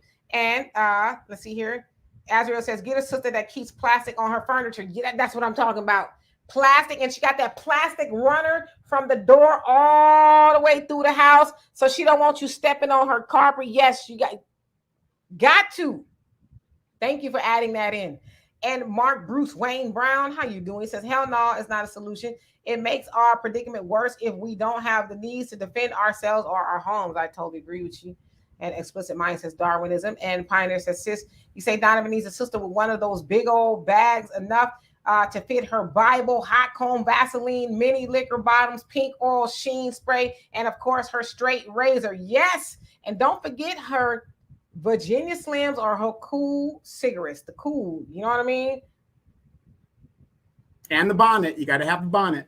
Well, maybe not a bonnet, but a net. You know, I'm old sisters wear the nets over their hair to keep it in place so it wouldn't move. That you might need that, sister. Yes. And Explicit Mind says, Don said it, police trained thinking. And Jeremy says, I've had an eye on that Kozlas's clock for a semi for 12 gauge. Say it again. I want to be able to say it right. Kalashnikov. It's not said how it's spelled. Kalashnikov. Okay. And Janet, if I didn't already, how you doing? Says question: who's promoting and funding those different groups? And which different groups are you speaking of? Probably And, the militias, where they kind of fund themselves, because you got to think about it. A lot of the members of the militia are funded by attorneys, dentists, the shop owner, the mill owner. You know, the same people you might even work for are militia members. And Moni says, Demetri, you might want to consider going back to Cali. Seems like you got an awful lot going on in Texas that's unbelievable, from high-end monkeypox cases along with parts of California too. Yeah, California got monkeypox, but let me tell y'all something. I stay in the house 95% of the time, unless I'm going to the store and I'm going working out. I suspended my gym membership because I do not want to look like I got polka dots all over me. That shit looks creepy. Or the Elephant Man. I don't want it. I'm no shade to anybody who's got it. I just personally don't want it. It would just creep me out if I like. Ooh. All right. Azrael says shalom. It says Lacombe family, peace and love from Detroit. I hope I said that right. Mad Marks, how you doing? It says sadly, most guns that get turned in are inoperable or BB guns confiscated by parents. Wow. Yeah, so well, you know, but you know, one thing about guns, if you know guns, the parts are valuable, so they can be interchangeable. So I might not need the gun itself, but I might need a part to complete another gun. Makes sense. And Marnie says, Donovan, on Esther is even a prime has never been a beautiful one. Ooh, never been a beautiful woman, maybe, but if that's what you consider beautiful, no thanks. Gotta keep looking, brother. You ain't limited ever. Have you seen Aunt Esther when she was a dancer? She was a club dancer. She was a beautiful, I mean, even when she was on Sanford and Son, I thought she was a beautiful woman if you look at her features. But if you saw her when she was younger, that woman was attractive. I'm talking tall, attractive. But I guess, you know, beauty's in the eye of the beholder. But to me, even when she was on Sanford and Son, remember she would go, "You fish eye fool," the way she moved and stuff. She knew her stuff. So, and she was married for a long time, as I understand as well. So yeah, I thought she was beautiful. But do you know the picture I'm talking about, Demetra? I got you. I got you coming up right now. And Mad Marks, thank you so much for the donation. Love and appreciate you for that. I'm gonna show y'all who Moni is talking LaWanda about. Page, the great LaWanda Page. They called her the brown goddess, or the bronze goddess, or something like that. I got you. Pardon me, do you know the Lord? Watch this. I got you.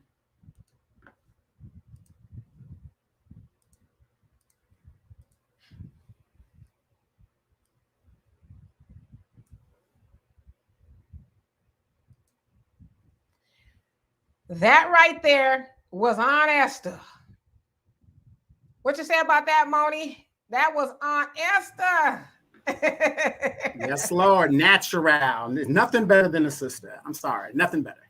Yes, indeed. I'll leave that up there just for a little bit. Pioneer says, also speaking of attractive older Black women, did y'all know our sister Nichelle Nichols, who played Lieutenant Uhura, passed away last night? An ancestor now. Rest in peace and power, our dear, beautiful sister. Donovan, why you ain't tell me that she passed away? No, you know what? I knew she was in hospice and was sick for a long time, but I didn't get the word that she passed away last night. Man, that was a beautiful woman. And the thing is, she actually was a dancer too. Before she went to Star Trek, she was a trained dancer. She was a trained dancer. Beautiful woman. And what made her role so controversial? The first interracial kiss on TV. Yes, Kurt indeed. kissed them all. Black, green, purple, blue, didn't matter. Right, but when he kissed the black one, it was like, oh my God, I'll never watch again. Yes, indeed. And Thunder says, and I got to let you know, when you find one of those attractive seniors who had a complete hip replacement and both knees replaced, you are in for something special. You know what, Thunder? The funny thing you say that, my mom just had a hip replacement 2 weeks ago. And she's still on the mend. I mean, she's starting to walk better and stuff like that, but she's on the mend. So keep her away from Thunder. Stacy, though, how you doing? Says ghost guns are also a huge concern. And Moni says Greg Abbott is doing so much in Texas. Y'all got a lot from restricting women and having abortions, the banning of the black rights. Too much going on in hot Texas. Time to go to California or Nevada or Florida. Well, in Las Vegas, Flooding. they had a hell of a flooding. Yeah, monsoon. The flooding hit. All up in those casinos. And Jafia says New York have over 13 cases of monkeypox. Now they are trying to convince New Yorkers to get vaccines. Like, nah, like you got a vaccine for this, a vaccine for that. Is like, you know what? I think they're more prone to shut things down due to this monkeypox than they were the COVID, because now you can see who got the monkeypox. And what a lot of people don't understand is that quarantine. Some people said they've been in quarantine getting over for like over a month now, so it ain't just like a quick turnaround. Yeah, and the funny thing is, there's a YouTuber. She was on the Rising show. If you guys follow YouTube, her name is Kim Iverson. She's a Vietnamese American lady. They fired her from Rising because of her taking the task of Fauci and his, whatever he's trying to sell of the viruses and stuff like that So there's something going on with that. Yes, indeed. Yes, Aunt Esther was a very beautiful woman. And Jeremy says, so I'm outside working in the garden and uncovered about 8 babies of Demetra's favorite rat. Keep them over there with you. I have not seen that rat, mouse, whatever it is outside. And thank God, I'm hoping that cat dealt with it, and all of that. Only Pamela's way said, she said, what you fish-eye fool, exactly. And then, she had that old lady person. Yeah, she got to have that old lady person when you get out of line. Whop! Yeah, and remember, she was always with her gang talking about Fred's a heathen. You old heathen. Right, exactly. And Marnie says, Anisha Nichols from Star Trek passed away, and I think we need to pay honor to this beautiful lady that broke many, many doors being on Star Trek. Yes, indeed. Rest in peace to her. Very beautiful sister. Pioneer says, I saw pictures of Aunt Esther LaWanda Page when she was young, and I didn't think she was very attractive back then. Laugh out loud. Her Red Fox was even kicking it with her back in the day. Yeah, they've been friends for a very long time. Even like you said, back in the day, what they call the Chitlin Circuit and all of that. Yeah. And when he got the gig, he brought her on. So her, Skillet, and the other guy, they were a comedy duo. And the thing is, Aunt Esther didn't have any acting experience, and Red Fox insisted that she play that role, and that's how she got on it. It took her some time, but she ended up doing very, very well. Yes, indeed. All right, Biblin, have a good evening. And Jafia says there are some photos of her that are even more beautiful. Oh, yes, indeed. Pioneer says the body is tight, but you didn't show the face. I did show the face. Did y'all see the face? I showed the face. Yeah. But, as men, do we really care about what the face looks like? Because you could be an ugly woman if you got a nice body. I'm sorry. That's just how men are. We're just visual like that. Mm-hmm. Just turn the lights off, huh? And Jafia says both Nichols and Bill Russell died. Yes, Bill Russell died today as well. What? Oh my gosh! I slept in today because I was watching the UFC fight late last night. So I'm sorry. So I'm gonna check up on that. Yes, indeed. And RIP to him as well. And Jan Michael says silver, black, and black, all black. And then Thunder says, oh yes. And William says Demetra K. Oh, thank you. I appreciate you for that comment. You know what? Look, stop. Demetra's okay looking. You want to see a beautiful woman? You guys should have seen her mother. That woman, you walk into a room, she was drop dead gorgeous. Now, Demetra looks a lot like her mom, but she ain't her mom. Okay, so I'm telling you, you want to see what a good looking woman looks like? When I first saw Demetra's mom, I walked in, I was like, oh shit. I mean, that's how pretty she looks. Yes, my mom had it going on. Yes, she did. And Rex said Dr. Martin Luther King also talked her into staying on the job, staying in the job on Star Trek. His daughters, watched the show, and she was a positive representation. Yes, classy, right? She was classy even then. I know a lot of people didn't like her kissing old Kirk. Y'all know who's what other? Okay, I'm gonna say this: the Captain Kirk Halloween mask is what? Michael Myers. If y'all didn't know that, his mask is a distorted face of the Captain Kirk Halloween mask, because when they were filming Halloween, it was on a very, very, very, very, very, very low budget. And so they needed something, because the name of Michael Myers was The Shape. And so he didn't have a name or anything yet. So they were like, damn, how are we going to make him creepy? And so they were walking through a store, a costume store or something. They saw the mask and they kind of made it, jacked the hair up and distorted the mask, and they put it on. They said that was it. And so that mask, if you look at it closely, does look like William Shatner. So in case you didn't know that.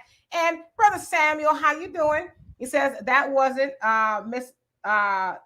Miss Page on Star Trek. No. So what? That wasn't Miss Page. We were talking. Somebody said that Aunt Esther Michelle wasn't Nichols. attractive. Yeah. And so I put that up saying, well, she was attractive here. You know, admittedly, she was older. But you know, the crazy part is Red Fox wasn't that old on Sanford and Son. He was like 52. I heard he was in his late 40s when he was on Sanford and Son. He might have been in his late 40s when he started. No, I think he was like 52 or so. But hell, I'm 51. And I don't look like Red Fox. But you do, though. You do. And the Pioneer says, I'm not sure. I'm coming to join you, Elizabeth. Right. And the Pioneer says, I'm not sure what the controversy was about. Nothing new about a white man smooching up on black and brown women. They've been doing that. Absolutely. But on TV, you know. And Thunder says, check out photos of young Celia Cruz. Yes, indeed. Yeah, beautiful. She was also beautiful. You know, but the funny thing is, with the networks, back in the day, we didn't have the networks that we do now, where everything's owned by like 6% of the 6 families on all the media and stuff like that.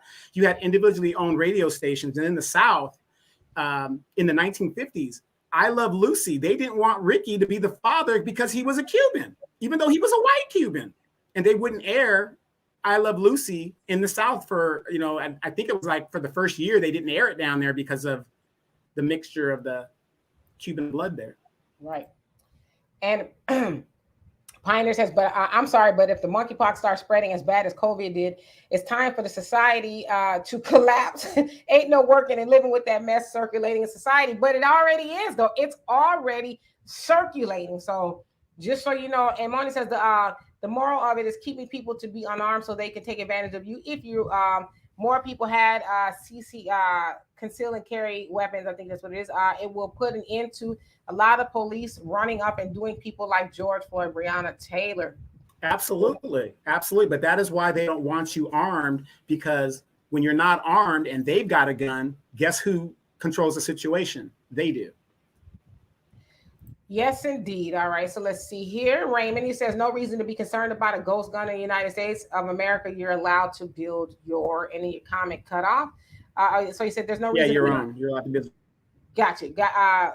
Build your own has been that way for years. Got you. Only Pamela's Way says they fired Kim Iverson. I didn't know that I would sometimes, but it has been a while. She got married too. And Monet, how you doing? It says the virus won't quit. The monkey. Yeah, and real quick with Kim Iverson, she used to have her own show on YouTube. So isn't it funny how all these YouTubers are starting, Roro Martin dogging us out and stuff, but these people are getting a big following. And Kim Iverson really had a really good YouTube show on her own. I don't know why she went to Rising. Maybe it was a little bit more money and more exposure, but I hope she starts her show back up again. Yes, indeed. You're pixeling a little bit, brother.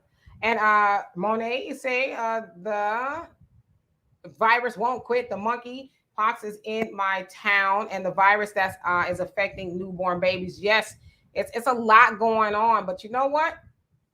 I say this and I say it a lot. You cannot out legislate the will of God. It cannot be done. These legislators, these lawmakers, oh, we're going to do this, we're going to do that.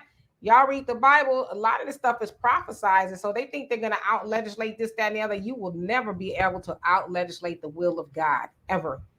And Jackie, I hope I said that right. How you doing? He says, no wonder Aunt Esther dress fits so nice. And the Pioneer says, I've worked around people who had COVID unknowingly, but at least it didn't disfigure you. No way working with people with that mess. No way. Shut it the hell down. See, I told you. People ain't. See, but isn't that discriminatory? But isn't that discriminatory? But they don't know. This is the thing about it. It will disfigure people, because I've seen a lot of people lament about it, saying, I mean, this ain't like chicken pox where they're small and they may go away. These are like deep craters that are like embedded. So you're not gonna tell me, especially older people, As older we get, it's harder for our bodies to heal. When you're a baby or younger, yeah, you might be able to. A scar may heal, but can you imagine walking around with those scars all over your body and your face for the rest of your life? That's some bullshit right there. So I'm with you, Pioneer. I'm with you. Raymond says there's no reason to be okay, we read that. And Monty says, don't believe the hype. These people are not going under no circumstances to give up their guns. They probably some old guns that a lot of people are giving up so children are not hurt in the process. And then only Pamela's way. Am I reading these comments backwards? He says they fired Kim Harrison. I will watch The Hill. Okay, sometimes that she just got married to. Pioneer says you have to be greedy and crazy as hell not to care and be willing to work with people who have something similar to smallpox that turns people into the elephant man. Yeah, F that. I told you I suspended my gym membership. I'm like, I could work with the COVID or whatever because I wasn't really around people. And, they have things that you can sanitize every machine. And I'm one of those people, I touch my face a lot. Just, it's just a natural instinct. And I couldn't imagine being out in the public. Hey, party over here, party over there. And somebody got monkeypox and I'm, and then wham. Well, I hope that Deanna is keeping you exercised in the house. Oh, yes. I go to the park. I go out to the park or whatever. I get my exercise on. And you got to think about this too with the monkeypox. There won't be too many one-night stands knowing that shit's out there. They don't care. It's going to be monkeypox all on their monkey and all kind of stuff. Shadrack, how you doing? He says, I don't know about that, sir. If your heart is ugly, it makes you ugly all over. I totally agree with you. Pioneer says, Ruby D look good, both young and old. He says, just like Nichelle Nichols and Angela Bassett. Yes, Angela Bassett is bad. Javai says, I asked Donovan what tab was, and he ignored me. I say again, what is tab? Oh, I didn't see that thing. Okay, if you're old enough, like some of us are, Jafar, you must be a very, very young person. Tab was a very popular drink in the 70s. There's all kinds of commercials. As a matter of fact, you could YouTube it and you'll see it. And it was like a dietary soda that everybody was drinking back in the 70s. Oh, I know what Tab is. Yeah, that was the diet drink. Do they make it anymore? Very limited. They still make it. It's very limited though. Yes, indeed. And Brother Samuel says, Red Fox grew up in my hometown, Ellisville, Mississippi. Okay. Bet he's like a hero around there, even still. Pioneer says, Queen, you're not going to look like Red Fox even when you're 80. Even when you're 80 and 90. I know, but I'm like, damn. They made him look like he was 80 or 90. And with his bad feet, it worked into the character. But if you guys saw the true life story of Red Fox that comes on, that little biography thing, that dude was getting wild in the 70s. They said Red Fox was having orgy parties and all kinds of stuff. He was really into Asian women. And he was getting buck wild. So yeah, he had 2 Asian wives. Beverly, how you doing? It says Donovan looks like handsome Rollo Lamont's best friend. And he acts like him too. I didn't steal nothing, Pops. What you talking about? And Jan, he says, no, white supremacists came up with that word for us. Okay. And Thunder says, speaking of the collapse of society, I hope you guys are stocking up your food. Yes, indeed. We reorganized our pantry the other day. Told my daughter, said, because we need to know what we got, right? Some people, they just stuff all in the pantry. And I'm one of those people, I need to be organized so I can see what I got. And I'm like, okay, so now we see what we got and what we need more of. So absolutely. There's going to be a lot of beans and rice around this mug if it go down, or not if, but when, right? And Marty says, Donovan, I'd like to know what you think about the silencer. It's always been my favorite piece that you can put on a gun. I thought it was stupid that they would make a law in the 60s and 90s, 70s, against it. Yeah, you have to think about a silencer. Unless you're a special agent or you're really going to murder somebody, what's the point of it? I mean, right. You don't want nobody. Yeah, you don't want nobody to hear you shooting and killing somebody. Just put a pillow over their face and shoot them. What's the big deal? Pioneer says, well, Black folks are armed and many of them are still getting killed, brutalized, and going to jail. So the problem isn't the arms, but in the brains. All right now. And Marty says she had a nice figure, but because she was tall and Esther when she was in her 20s, When as a teen, she wasn't bad looking, but I say right after 25, no, thank you. Most men, we do not care if ladies, I'm speaking for myself. I'm not speaking for the brothers, but if you have a banging body, like you're an athlete or a runner or something like that, you might have an ugly face. We don't care what your face looks like if you have a banging body. That's just facts. Mm-hmm. And hello, Artemis, how you doing? And Pioneer says, I'm not sure COVID and the monkeypox is the will of God. I know the Bible talks about pestilence where people get sores and blisters all over them, but how do we know men aren't putting it out? I mean, they might be, but one thing this white society wants, these rulers of America, if you will, they don't want to stop the money. And when they stopped the money, when the COVID was going on, that, really put a kink in the chain of a lot of things in America. So the last thing I can see them doing is, now they might be putting some things out, but to that degree, they're putting out these horrible things like this. I don't want to say shit and Bible in the same sentence, so I'll back up off of that. But this stuff is of biblical proportions. Like, people are walking around with these blisters and boils and stuff. Like, I'm not a scared and nervous person, but that creeps me out, right? It just creeps me out. I mean, I'm itching even just thinking about it. It's like, ugh. But here's the funny thing. Have you guys been hearing about the thing with cancer that they found? There's been 3 tests that have gone where they've cured cancer cells and stuff like that. You don't hear too much about that, but all you hear about all the pestilence. But think about everything that was curable. It isn't curable anymore. So, I mean, are we in the last days? We might just be. I mean, this is what it's all happening because nothing's working. The penicillin ain't working. Nothing's working other than abstinence and staying out of the situation. Yes, indeed. Sydney says, why would you disarm yourselves, brothers and sisters? Yes, indeed. And welcome.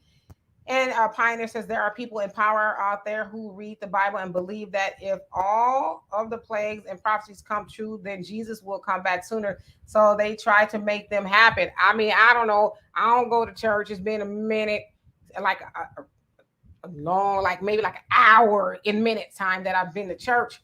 And I do know the Bible. I don't know how much of it is true and stuff, but it seems like some of that stuff is coming true. I mean, we got viruses all over the places. I'm personally good, right? Like, I could stay in the house and not ever have to go out. People are lovers of themselves rather than of community and God. I mean, look at the vanity that we see on YouTube and the internet. People, girls on the internet for likes. You know what I mean? It's just sad. It's just sad. And Rain, you say, and if I didn't already, how you doing? It says, in what community will it stop? Just saying. So you talk about these monkeypox, and Thunder. You said, and the one woman who always timeless was Lena Horne. Yes, indeed. Yep, and she guest starred on Sanford and Son. Lena Horne. Lena, let me. Fred lost his mind when Lena was on the show. Yep.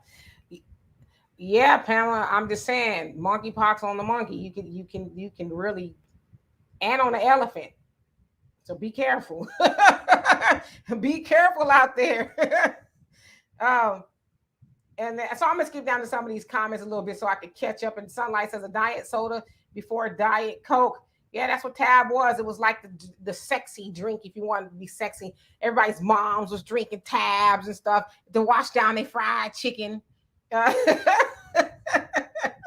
And Jan says, no different. African-American groups with all the infighting. Yes. And Lawrence, he says Tab was nasty. It was, but they was drinking it like it was, the bomb. It was going to be skinny. And Artemis says, is monkeypox a gay disease like some news media is reporting? They're trying to say it is, but I guess they're trying to back up off of it, just labeling it an STD, because there are other people who are getting it. So you don't have to just be gay. And they said that it's mostly white men that are contracting it, white gay men rather. But you can get it from trying on clothes at the store and touching things. And some people are saying, I don't know how true this is, that could be airborne. So there's a lot going on there with the mother hugging monkeypox. But doesn't that sound familiar as a thing called AIDS and stuff, when they were saying it's mostly gay men, and next thing you know, it was heterosexual. It could be spread through heterosexual contact, saliva, touching things. Isn't this the same scenario? Yep. Oh, Don, you aging yourself now. You are aging yourself now. Who's saying that? Shock the monkey. That was Peter Gabriel. Peter Gabriel. Genesis. Yes. You aging yourself now. Let's see here. And speaking of Genesis, Phil Collins. Oh my God, did you see what he looked like recently? He's on his last leg. Yeah. Oh, he's old. I thought it says Golden Bingo Halls, Denny's early bird specials, and senior trips to casinos. There you go, Donovan. And Jafia says food, water, toilet paper, stock up. Yes, indeed. Artemis says, how long are you planning on stocking up for? That's a good point. Just keep replenishing and replenishing until you can't replenish no more. I mean, but I have a question for you guys. If the world is coming to an end, okay, like in a nuclear bomb goes off. Do you want to survive a nuclear holocaust or a plague, or do you want to get out of here as quickly as possible? If a nuclear bomb went off, I would want to be caught up in the nuclear blast myself. That way it's instantaneous. I'm up out of here.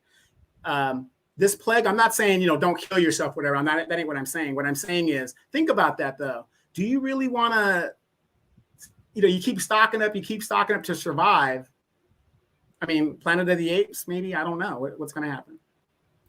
Yeah, y'all giving me anxiety with this. Do I want to go in a nuclear bomb or do I want to stay and fight the zombies? Like, I don't know. Right. All right, Rex said the purpose of a silencer is to protect your hearing. Got you. All right, so, and Jeremy says Red Fox was putting extra curricular medications in his body, which sped up his aging. Oh, yeah. He was a prolific. I think I'm not sure if it was heroin or cocaine, but I know he did use drugs. Yes, indeed. And Thunder says, well, I understand your point, Donovan, but some people say that they want it in case they shoot inside their homes and it won't injure their ears. This is a narrative that I hear from certain people. Got you. And Brother Samuel says, LaWanda Page had a raunchy mouth as well as Red Fox. You should YouTube their routines. Yep, absolutely. See, I'm glad somebody knows something. And the Pioneer says, I'm not sure what you're talking about, Donovan. A banging body does not override an ugly face. A plain or slightly disfigured one, yes, but not an unusual ugly one. Y'all wowed it. I'm sorry, if a woman's got a banging body and she's a brick house, I really don't care what her face looks like. I really don't care. Okay. And Jafia says, D, perhaps it's in the Bible, but anything, something can go into a dormant state and then return again. We know that was a lab created. That's why Ebola disappeared for now. And that's what they say. I'm not saying that a lot of these things aren't made in labs. It's possible. I just don't have a science degree. I'm terrible in science. I'll tell y'all a story about my science experience one day. But anything's possible. I'm not saying none of this stuff is true. I'm game for anything at this point. And Jan Michael, he says a short on water, but doing well. Okay. So you're talking about in Vegas? Yeah, Vegas, they got jacked up. Mike Nice. And the funny thing is, Jan, as you talking about the water. Yeah. Oh, you cut out. Mike Nice, how you doing? And Brother Sammy says, is this little Lamont Lena Horne? So that was she on the Sanford and Son? She guest starred on Sanford and Son. Yeah. Absolutely. Yeah, Fred got that kiss and was just like, oh. Yeah. And I know Bill Cosby or, Dr. Huxtable, he loved Lena Horne as well. So she was that girl, right? That woman, I should say. Honeydew, how you doing? And let's see, Pioneer says, come on, bro. Donovan, you beat me to it. This talk about gay white men getting it sounds like a lot like how HIV started off, but Black folks eventually began to dominate the cases, especially in Africa. Yeah, what's really going on? And that's really who they say is affecting most is gay white men. So I don't know. And Don, you say this is only the beginning of birth pain. See, time's up. The Most High, he says, is beginning to repay those that took us into captivity. They will go into captivity towards the end of this thing. Only be courageous. Okay. And Monet, he said Phil Collins looks terrible. He's extra old now. Yeah, he's up there. And Easy says we're all going to be walking dead, Donovan. Yeah, I mean, as I said, y'all give me anxiety. I don't want to choose. And the Finance says I agree with you. Oops, I agree with you, King. If there's a nuclear war that destroys the U.S., you don't want to survive it. You want to go as quickly as possible and don't want to be around to suffer the radiation. Yeah, that's a lot going on. And Mona says Philip Michael Thomas is fine and his son is gorgeous as well. Those that are African American always age better than white counterparts. That's why we are hated on so much for our skin alone. I would say that's largely true. Pioneer says, okay, what if she has a banging body but has a face like Wanda from Living Color? Yeah, just like in one of the episodes, Tommy was going to get on it. You just cover up the face, turn out the lights. Or better yet, in Demetra's favorite show. Right. Market. Yeah, exactly. David. Can we turn the lights out? Yes, that's what Donovan wants, a butterface. And Mikey says, I'm well, thank you. And how are you? No complaints. I'm doing well. No, it's a little warm here in Houston, but no complaints. And the Pioneer says, Debbie Allen is another one who is still gorgeous, even in her 70s. Some women just have good genetics. Yep. Facts. Yep. And she's been married to Norm Nixon for, I think, almost 40 years now. They've been together for a while. And Jafai says, Cosby love light-skinned women, period. I mean, I guess, Well, that man, that accused him of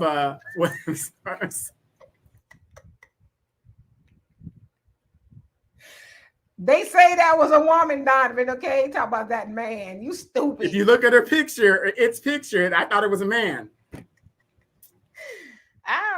Donna says there will be no nukes, but you will see more blood conflicts. The U.S. moving from a proxy position. The Most High has given us his plans. Those who have an ear to hear, let them hear what the Most says the Most High.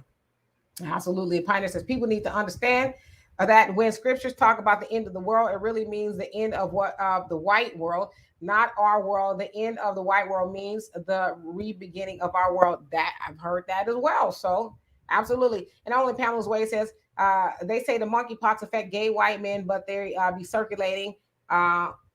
Yeah, right. So you show pictures of a black person's hand. Yeah. But that's what they say who are most affected by it is gay white men. I saw a white dude, a picture. It kind of freaked me out, which is kind of why I'm itching a little bit. He had them all right here. And I'm like, I saw that. Yeah. What was you doing? Yeah, that's exactly what I was thinking when you saw the picture. What was you doing? Look, None of that. I don't want to laugh at this man's struggle because he said, and that's what they say too. They say the monkeypox hurt. They say it's hurt. The pain is excruciating. Well, the blisters itself. Jesus Christ. Yeah, and he said he's been in quarantine for over a month now, and he's like it was hard to get the medicine, and they had to go out of state to get it, and whew. All right, so let me get to the bottom of these comments. And let's see here. And Jafai says, if monkeypox is spread by gay men, then Black community needs to be extra cautious as we have many. Let me add on to that, Jafai. Many downloads in our community. I just wanted to emphasize that. And the Pioneer says, wait a minute, Queen, don't tell me you've reached the bottom of the chat already. Come on, y'all. Well, what y'all want to talk about? I'm willing to give y'all another 10, 15 minutes. What y'all want to talk about? It doesn't have to be about this. It could be about anything. We can try to find Donovan a date. Whatever it is y'all want to talk about, put it in the chat. Somebody says, who was beautiful? Lenny Kravitz's mother, Helen from the Jeffersons. Yes. Nice chocolate woman. Yeah, she was beautiful. Nice features on her. Very nice features. Pioneer says this is the end of the Adamic world, civilization. Adam was symbolically their father. We were before Adam and Eve. Yes, indeed. Pre-Adamites. That's what you're talking about. See, my dad may not be thinking I'd be listening to him when he be talking, but he did educate me about the pre-Adamites. So I do know about that. Marty says, but I think the best of them all was Lena Horne and Dorothy Dandridge. Yes, says that's who's Genesis. Guinness Book of World Records state the best looking in African community was in the 1920s through the 1950s. A white publication telling us who the most beautiful woman was in our community. Yeah, I mean, to me, in those times, there was a lot of beautiful Black women rolling through the communities. Absolutely. And Artemis, you say, if you had a choice, would you rather have access to water or food, or both are very important? I'm just asking. Well, 70% of our body is water, so you will last longer with water than you will with food, because eventually your body's going to eat off itself. So, water. I'm gonna say water too, because like Donovan said, our body will eat itself. You need water, and then when the bodies drop, you can eat them. You know what I'm saying? You become. I'm thinking worst case scenario, right? Like I'm a reborn again vegan, if you will, a plant based. I don't really like the word vegan much, but I guess if I had to slice off some skin, I don't know, I probably would just end up dying, to be honest with you. But water, I would say water. And let's see here. Thunder says, and don't forget, some of these older Latinas are interested in Black men too. But no. We talking with Black women need the Black men. Y'all stay focused and stay your Black asses over here with us, okay? They got they man. We trying to keep our man, if you don't mind. Thank you. Javai says, Phyllis Stickley is a beautiful Black woman. I don't know who that is. Maybe I do by face, but not by name. And the Pioneer says, that's why Cain was allegedly, although the story was a myth, able to go out away from Eden and find a wife and build cities, because there were other people of color around. That's what they say, because now, I saw this meme circulating talking about if Adam and Eve had, they had 3 sons and some daughters or whatever, are we all like they committed incest? And isn't that supposed to be a sin or something like that? So it's like some contradictions going on there. Because like, how did they populate the world? Did you hear there's a meme going around asking the inbreeding of Queen Elizabeth II, because the British, that's why they have bad teeth. There's a lot of inbreeding going on, and they're trying to figure out how much inbreeding was in her. Yes. Okay. Y'all throw some stuff in the chat. What do y'all want to talk about? Y'all want to ask us a question or two? We'll be more than happy to answer it. Only Pamela's Way says, I want to talk about the homeless camps in Miami and South Carolina, because it's something behind that. So I'm not abreast on the situation that's going on with that. So if anybody knows about what's going on with it, please fill me in. I would love to talk about what the homeless camp actually is. And maybe I should look into it. And Thoughts of the Week podcast says, do you think all these viruses was brought on by CERN? I don't have any knowledge of that at all. And forgive my ignorance. I don't know what that is. If you could tell me. And Rex, you said, people might judge me for this, but I had a thing for both Cicely Tyson and Grace Jones. Why on earth would they judge you for that? Grace Jones is still alive and kicking. In fact, if I'm not mistaken, she's on Beyonce's new album, which I'm neither here or there with it. But she's on the album, from what I understand. But Grace Jones is a very, very beautiful woman. And Cicely Tyson was too, as Miles Davis. Yep. And let's see here. And Donnie says, but think about this. Who ran around the plane giving folks disease, including different pox? Vengeance is mine. I will repay. Okay. Yeah, it's funny. Last night I was watching a thing on YouTube about the Aztecs. And even though Cortez had a small army, what really killed all those Aztecs off was the smallpox that they brought to him. Yes, indeed. And Pioneer says, absolutely, our people, Black people, are the pre-Adamites. We were born before Adam, but the church tries to demonize pre-Adamites and call them devils and demons. The Bible never said that, though. Come on with the knowledge, brother. And Javai says, that's because they were both damn near white themselves. And let's see, Moni says, so what the monkeypox I've seen that in California has over 700 cases, and Texas has 459 cases as of Sunday, and it's more in Houston. Yes, it's true. And in Dallas, Demetri, hope you consider moving ASAP. No excuses. I just don't go out the house, and I don't have anybody coming in my house at all other than my daughter, just us. So I think I'm okay. I don't, like I said, I try to stay in the house, and unfortunately, I think we're going to become like sheltered people. I don't want that, and I pray every day that I don't get that. Pioneer says, I said it time and time again, white folks will tell you a lie, but when you find out the truth for yourself, they'll run ahead of you with it and try another lie to keep you in deception.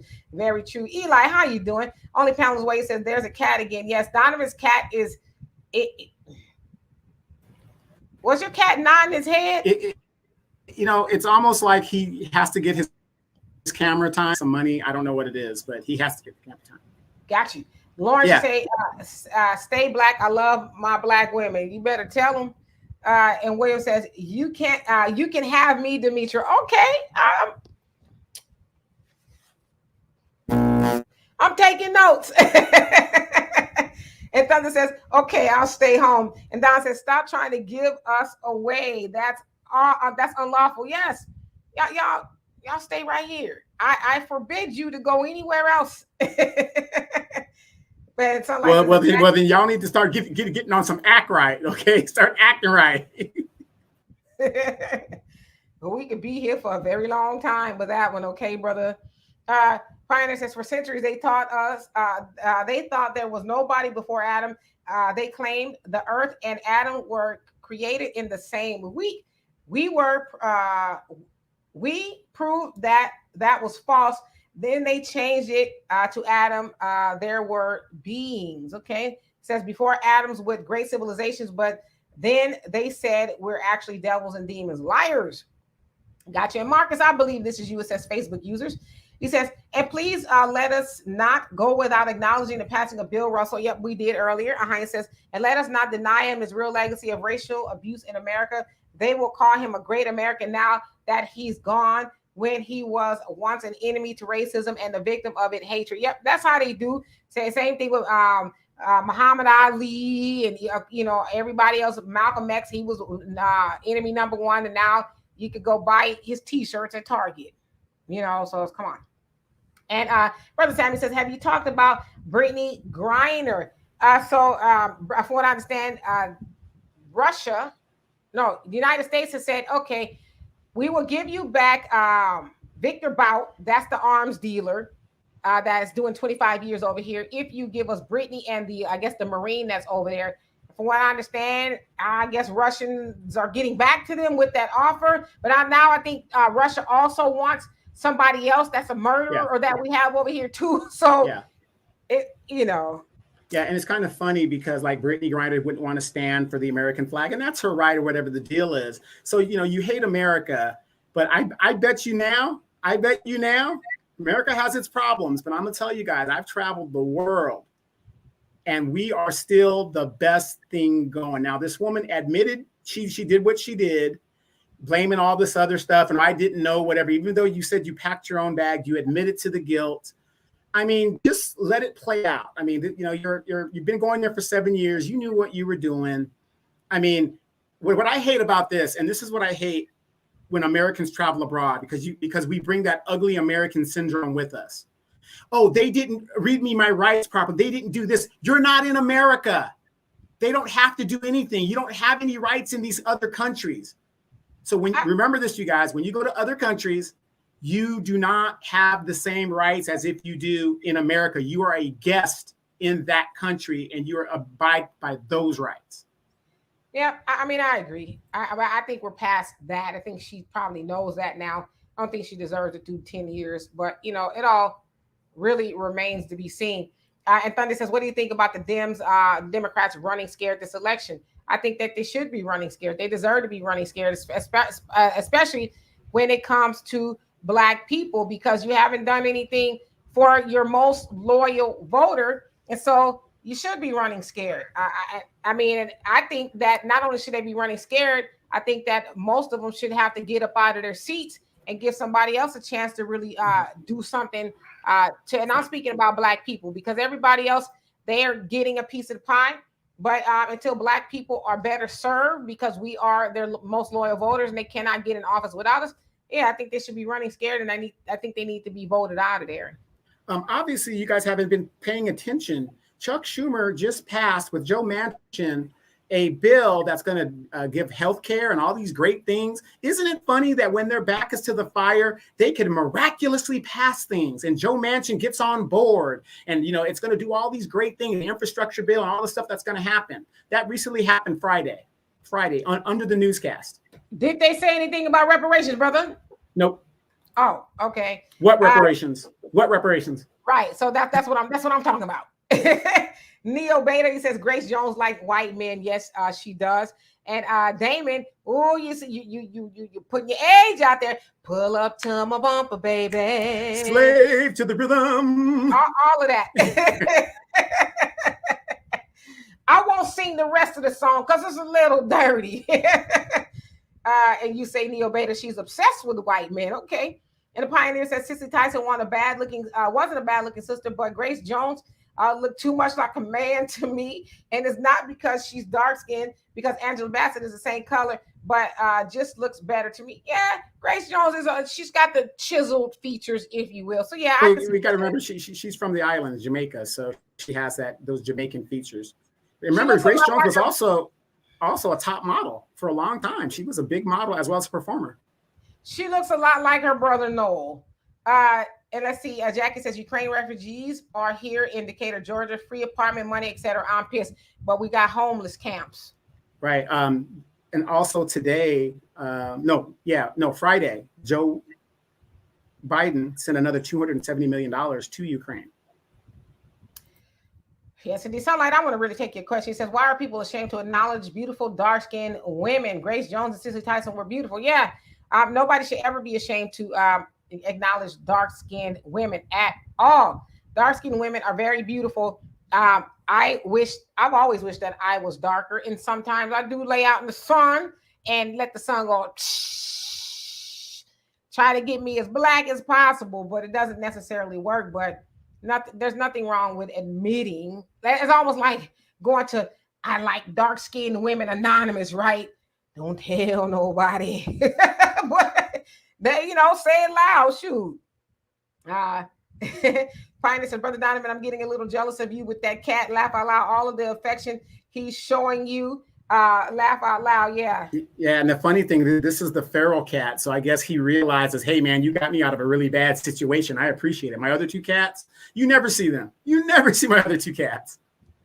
And Marty says that a dermatologist can get rid of that retin A if you catch it while it's fresh, and can dissolve itself in about a year and not more than 5 years. Demetri, you should know this as a cosmetologist.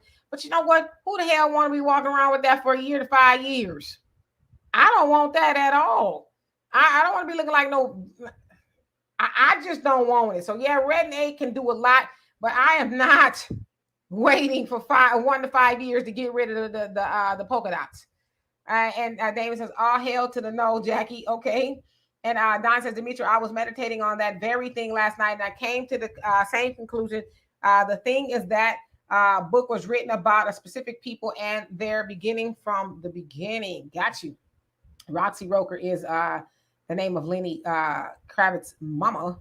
And Only Pamela's Way says the governor supposedly has a plan with helping the homeless, but it seems strange to just now to want to do something about the homeless, since homelessness has been happening forever. Yeah, I mean, they still have to answer how you're going to bring all these people over from other countries, and you got homeless people in America sleeping on the streets. But have you guys noticed, though, even at the local level, when the homeless issue is the issue, there's never any money for it. They have no plan to solve it.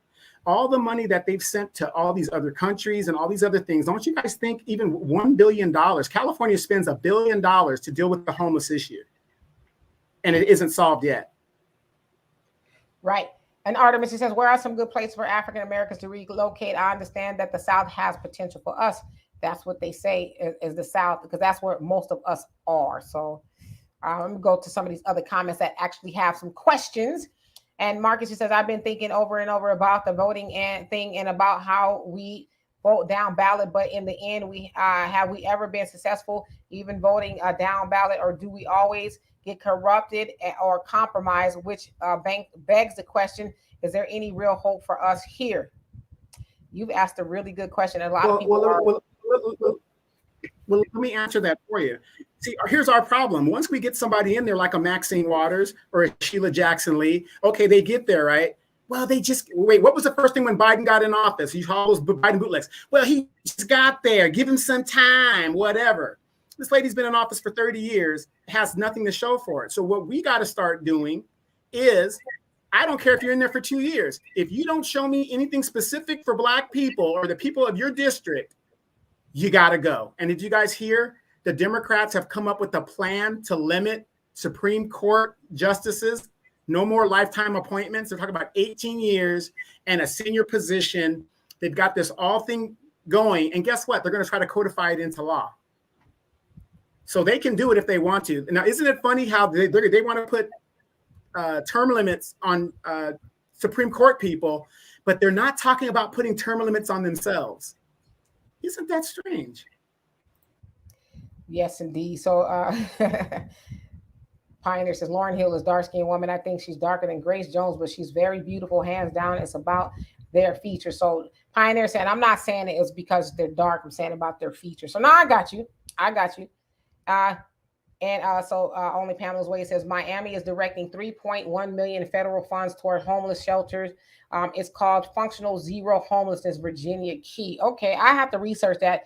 I haven't heard anything about it, but yeah, I don't have an opinion about it, but yeah, I think they should be helping the homeless people in general. There shouldn't be homeless people on the streets, and they're helping everybody else. So I totally agree with you. Let's see here. And I'm at the bottom, so y'all don't have any more questions. We're going to get out of here. And Jackie says, yes, but Mark, I want for that too. Yeah, Marcus says, but doesn't it say a lot there when it comes to Brittany Griner or any of our Black people? We have no one in power and with the right influence to ever help us anywhere. Our hands are always tied. But let me ask you this. Do you think that if Donald Trump was in office right now and a high octane person like Brittany Griner, do you think he would get her out? He got A$AP Rocky out. He got one of the Ball kids out. But here we are, Democrat, and she even wrote to Joe Biden and said, I voted for you. And he's sitting on his hands trying to get her out. And Kamala, sisterhood is silent. Isn't that crazy? Yeah, and she voted for Biden the first time she's ever voted in her life. And I'm assuming she voted as a referendum to Trump. So the very guy that would have probably gotten you out because, you know, him and Putin are like that, you know, would have gotten you out. You voted against him because you believe the hype. I'm not saying Trump is a good dude, but he's a lot better than what we've got. So she voted against her better interests. Why? I don't know. I mean, maybe she had her reasons, but voted against her better interests. And by now, Trump would have had her home and playing basketball and whatever else she does in her day living. And yes, Brother Sammy says you can't talk about beautiful and leave out Thelma from Good Times. Yeah, she's on some new movie. I saw her film. Yeah, I saw the previews of it too. Yes, and Thelma's the same age as my mama. She's I don't think Thelma's in her 70s. I think she's 60. Yeah, yes, she is. She's 73 years old. Yes, she is. 73 years old? Yes, she is. She's the same age as my mom. No, 72. I'm sorry, 72. She's 72 years old. Wow. Okay. And let's see here. Now that's the kind of older woman I would date. And Neo Beta says she would have been out if Trump been in office. Yeah, I mean, I don't think there's really an argument. And yes, Only Pamela's Way say the same thing. Pioneer says another beautiful dark-skinned sister is that Haitian woman who Biden just hired to be White House's press secretary. I think that's a beautiful sister. Her being a lesbian doesn't matter. Yeah, she's pretty. At her features, yep. Mm-hmm. Oh, wait, she's from Haiti, just like Cindy. And Eli says, so effing true. And Artemis says, thank you, Donovan. Our leaders staying too long. Maxine Waters and Big Jim are in their 80s. It is our fault we don't hold them accountable. Yes, indeed. Sunlight says, I know she's not. A Neo Beta says, Thelma is also married to a white man. Is she really? I didn't know that. I didn't know that either. I know she's been married 3 or 4 times now. I know that. So they're saying Thelma's in her 60s. That's what I thought. I didn't think she was in her 70s. Look it up again. She's 72 years old. I know that for a fact. Okay, I'm finna look. Let's see how old Bernadette Stannis is. 68. Why we got to go to Google And everybody tell you she not. Wait a minute. Not everything on the internet is true. She's lying about her age. She's 72 years old. Brother, just take that L, brother. Take that L. She's 72 years old. I could be her Not son. freaking 72. She's in her late 60s. Okay, I'll take that. But just because it's on Google doesn't mean it's true. You just let me get to the rest of these comments. Get to the rest of these comments. And Don, you say, oh, and Pioneer says Janet Dubois is still alive, isn't she? No, she just passed a couple of years ago. Y'all know who her daddy is or was? Duke Ellington. Cab Calloway. Sorry, Cap Calloway. Cab Calloway was her father, but they kept it a secret. I guess she was like a love child type of thing, but he did hire her as one of his showgirls and stuff. But yeah, that was his daughter. So wait. So let me get this straight. When I hear older people, especially our parents, the civil rights era people, complaining about these young people, the girls having a hot summer and all this other stuff, you mean to tell me when they were younger, they were doing the exact same thing, if not even more? Having hot girl summers? Yeah, for their time. They were busting it open like that, But the thing is, back then, women often had a lady never kisses and tells. Now they all up on the internet talking about who they sucked and everything else last night and who they gonna do and it. join my OnlyFans. You can All pay of me, that. you can see it. Women, as my dad always says, they didn't talk all up under their clothes. I mean, I'm not saying women weren't a little on the looser side back then, but it wasn't for the word. They weren't proud of it, right? It was some shame in being that.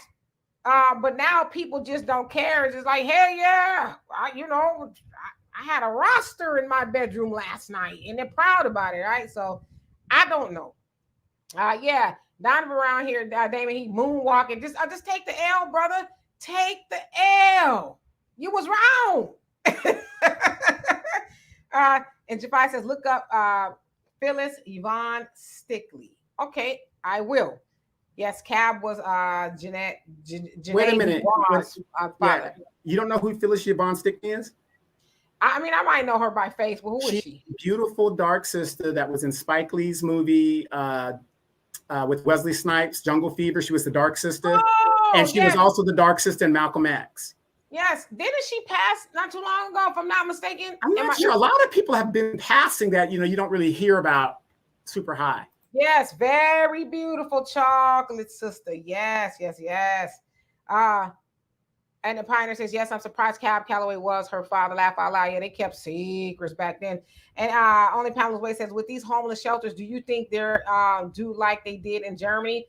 I'm not abreast of what they did in Germany. No, they can't really do that here in the United States. But yet, what's the difference, right? Right. And Sunlight wants you to know, yes, for generations, they have been having sex. Just so you know, okay? And Neo Beta, he says they were throwing their draws on stage at Cab Calloway and James Brown. Laugh out loud. Don't believe the hype. Laugh out loud. They were thoughts too. I'm not saying they wasn't thoughts, but I'm saying you didn't really know that. Then, women. Yeah, but what's crazy is if they were doing it when they were younger, why are they hollering and screaming about how these younger girls are acting in the modern day? Because I mean, I'm not saying it was right either way, and I'm not saying it didn't exist. You see, y'all got me itching up in this mug. But there was people were more discreet back then. Now, perhaps it's because they didn't have the internet and those type of things, but there was shame in it. Like, you guys, I'm one of those people. I love old Hollywood, right? I study old Hollywood. I just do. On my day off, which is Saturday, maybe Friday, I sit up and I watch old Hollywood black and white movies, and then I'll Google everything about the people and stuff. And so I say all that to say is that even in Hollywood, back in the day, you being rumored to be a whore or a thought or any of that would have ruined your career. And so they weren't out in the open, which is why you had these expose magazines hiding out in bushes with their cameras back in the day, trying to catch people in, salacious situations and things. But they have to dig for that. Nowadays in Hollywood, everybody's a hooker. you know, or man or women, everybody just out there. But even back, let's take it from Hollywood. Back then, our parents and our grandparents, there was shame to that. Even in churches, if they knew you were a loose person, usually it was a woman, because, you know, the man or the pastor, he was loose. They didn't care about that.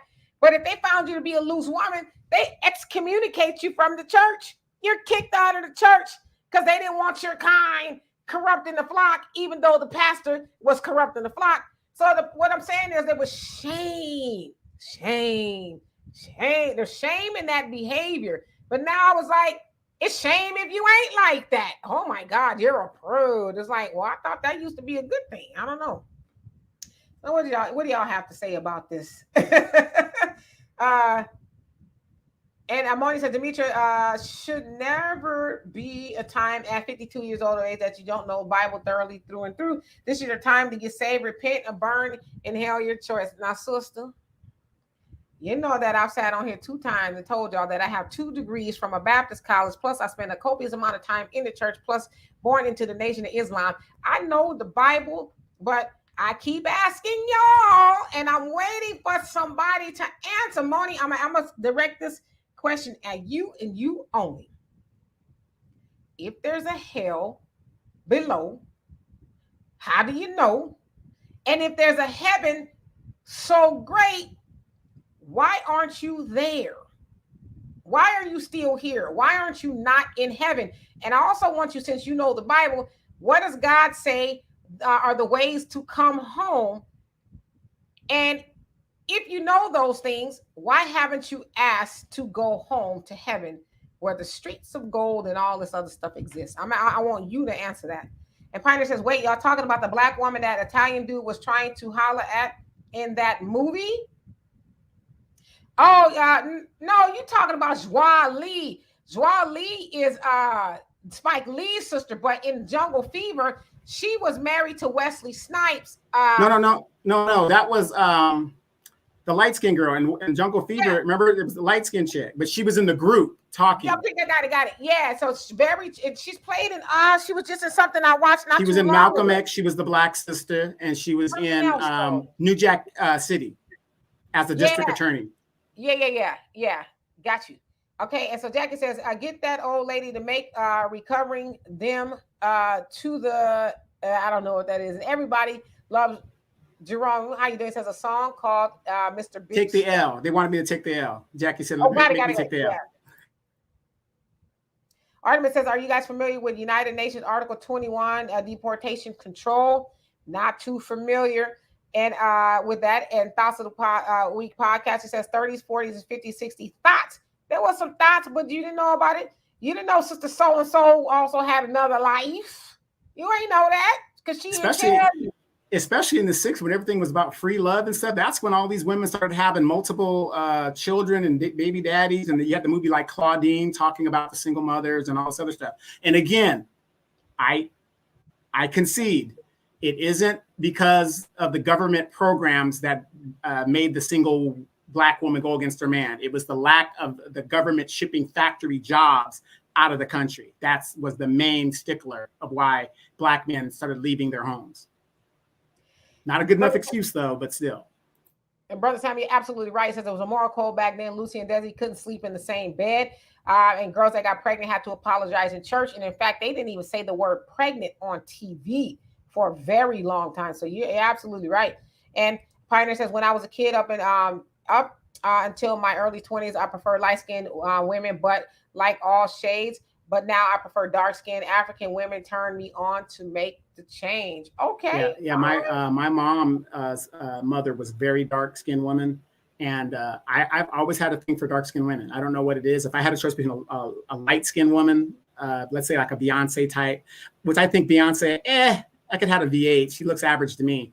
I will take a dark-skinned woman because I think their skin is like flawless. You don't see any scars on them. They're like perfect. So. Absolutely. All right. So we're going to get down to the bottom for real. Only Pamela's Way says so true that all SMs just telling their business and no need and need to settle down. What's an SM? I'm sorry. I would assume it's single mothers. I don't know. Single moms. Okay. Got it. Single moms. Yeah. Okay. Got it. And Jafai says, one man's hell is another man's heaven. Yes, indeed. Sunlight says, no, now Joie Lee is beautiful. Very beautiful eyes. And I love about Spike Lee is that he put his family in all of his stuff, from his dad who composed his music, and now I think it's his cousin Malcolm Lee. He's a director and all of that kind of stuff. And his sister was. I love their family dynamics completely. And Jeremy says that's why Diana Ross and the Supremes had that song called "Love Child." Yes, okay.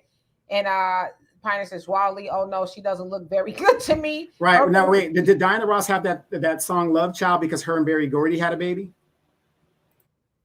How would you know? Because they didn't tell you. Yes, I was tricking with her husband. I sure was, girl. I'm proud to be the side piece. You'll never know. That song will be a mystery until they die and forever after that. So, Pioneer, you don't think that Wally is beautiful? Okay. Mo Better Blues is one of my favorite movies. Matter of fact, I think I might watch that tonight as I fall asleep. And Neo Beta says we are already in hell. Hell is a condition, not a place. People have a purgatory mixed up with what people call hell. Okay. Thunder says, question, did you finish the platforms of resolution paper? Not quite, but I will. I promise you. I promise, I will finish.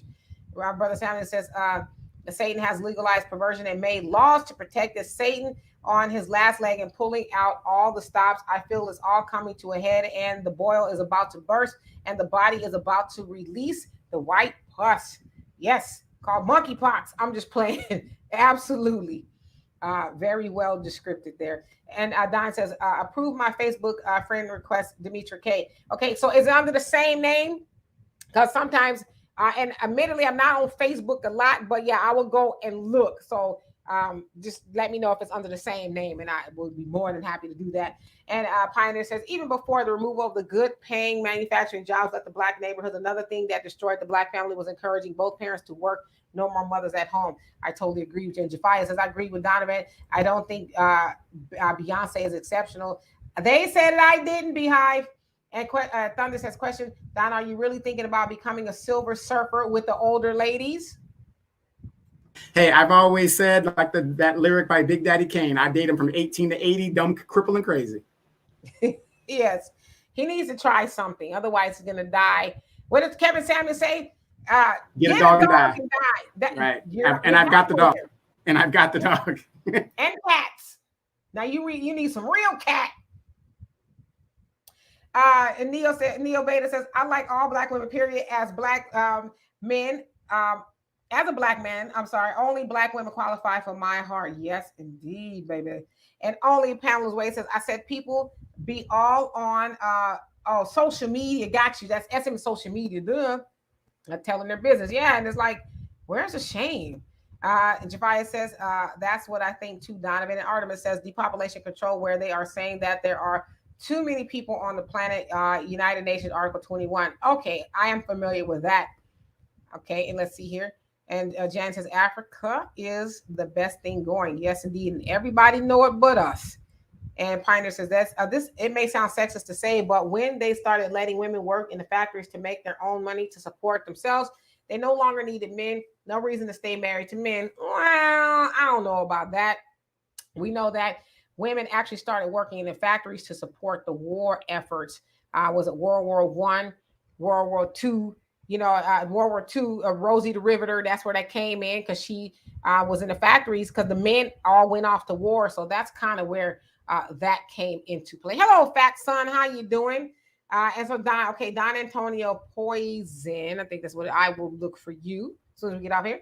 Pioneer says, I'm not sure what to say because I support the woman's right to work and support herself. I recognize that unless women rely on their men for support, they are more likely to leave. And Marty says, it goes something like this, Donovan, you better stock up if you know what's good for you. The numbers here in Michigan are starting to go back up and they have never been back down. I'm surprised. Okay. Same thing here in Riverside County. Yeah, the numbers never went down. Yeah, so in the meantime, I'm going to stay in the house, y'all. I mean, I just don't want to be out there getting none of that. So I'm going to stay home and all of that. Artemis, you think I'm funny? I really don't be trying to be funny, y'all. Jafia says, what do y'all think about the Caribbean Connection officer who shot and killed the kid with the gel gun? I am not familiar with that story. I am so Yeah, sorry. I haven't heard that yet. I haven't heard about it yet. For the weekend, I just check out. I'm gonna tell you what I did yesterday. Nothing. I actually watched. I watched TV, which was like Netflix and Hulu and that kind of stuff, all day long. And when I say all day, I moved my ass from the couch to the kitchen, back to the couch, to the kitchen like 5 times. And I did not work out.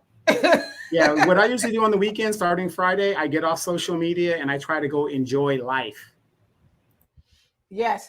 And the partner says, yes, sis, that's correct. They started letting women into the factories to replace the men in World War II, but they noticed that women were more agreeable, didn't complain as much, and demanded more money. And we've been stuck in those factories ever since. And Don says, Christianity is the greatest deception spoken of in ancient writings. Where'd it go? Of the elders from the Most High. Okay, and Moni says, you can come to Michigan where the numbers are not that high and always cooler breeze. I love brown sugar. Man, I can take you on from here and we can go on and live in Saint Martinique or Paris. Donovan, that sounds like a no-brainer to me. Yeah, it's a no-brainer, but I got a question for the fellas out there. Hey, fellas, have you noticed that these new modern women, and I'm not talking about you, Moni, that one of their requirements is traveling? And there's a, when you guys get off the show right now, look up this one girl where she was doing the city girl thing and she flew out here to LAX. The guy, she didn't want to give up those cheeks, so the guy dropped her ass back off at the airport and canceled her ticket. Was that a prerequisite for her flying out? No, and he said so, right? But why is it though? They had been talking every day, whatever. He showed her his stuff or whatever. So why is it that it's okay to use his resources? And so he said, well, that's fine. You buy your own ticket back home. I got you out here. You buy your own ticket back home. So there's no prerequisite for me to have to send you back.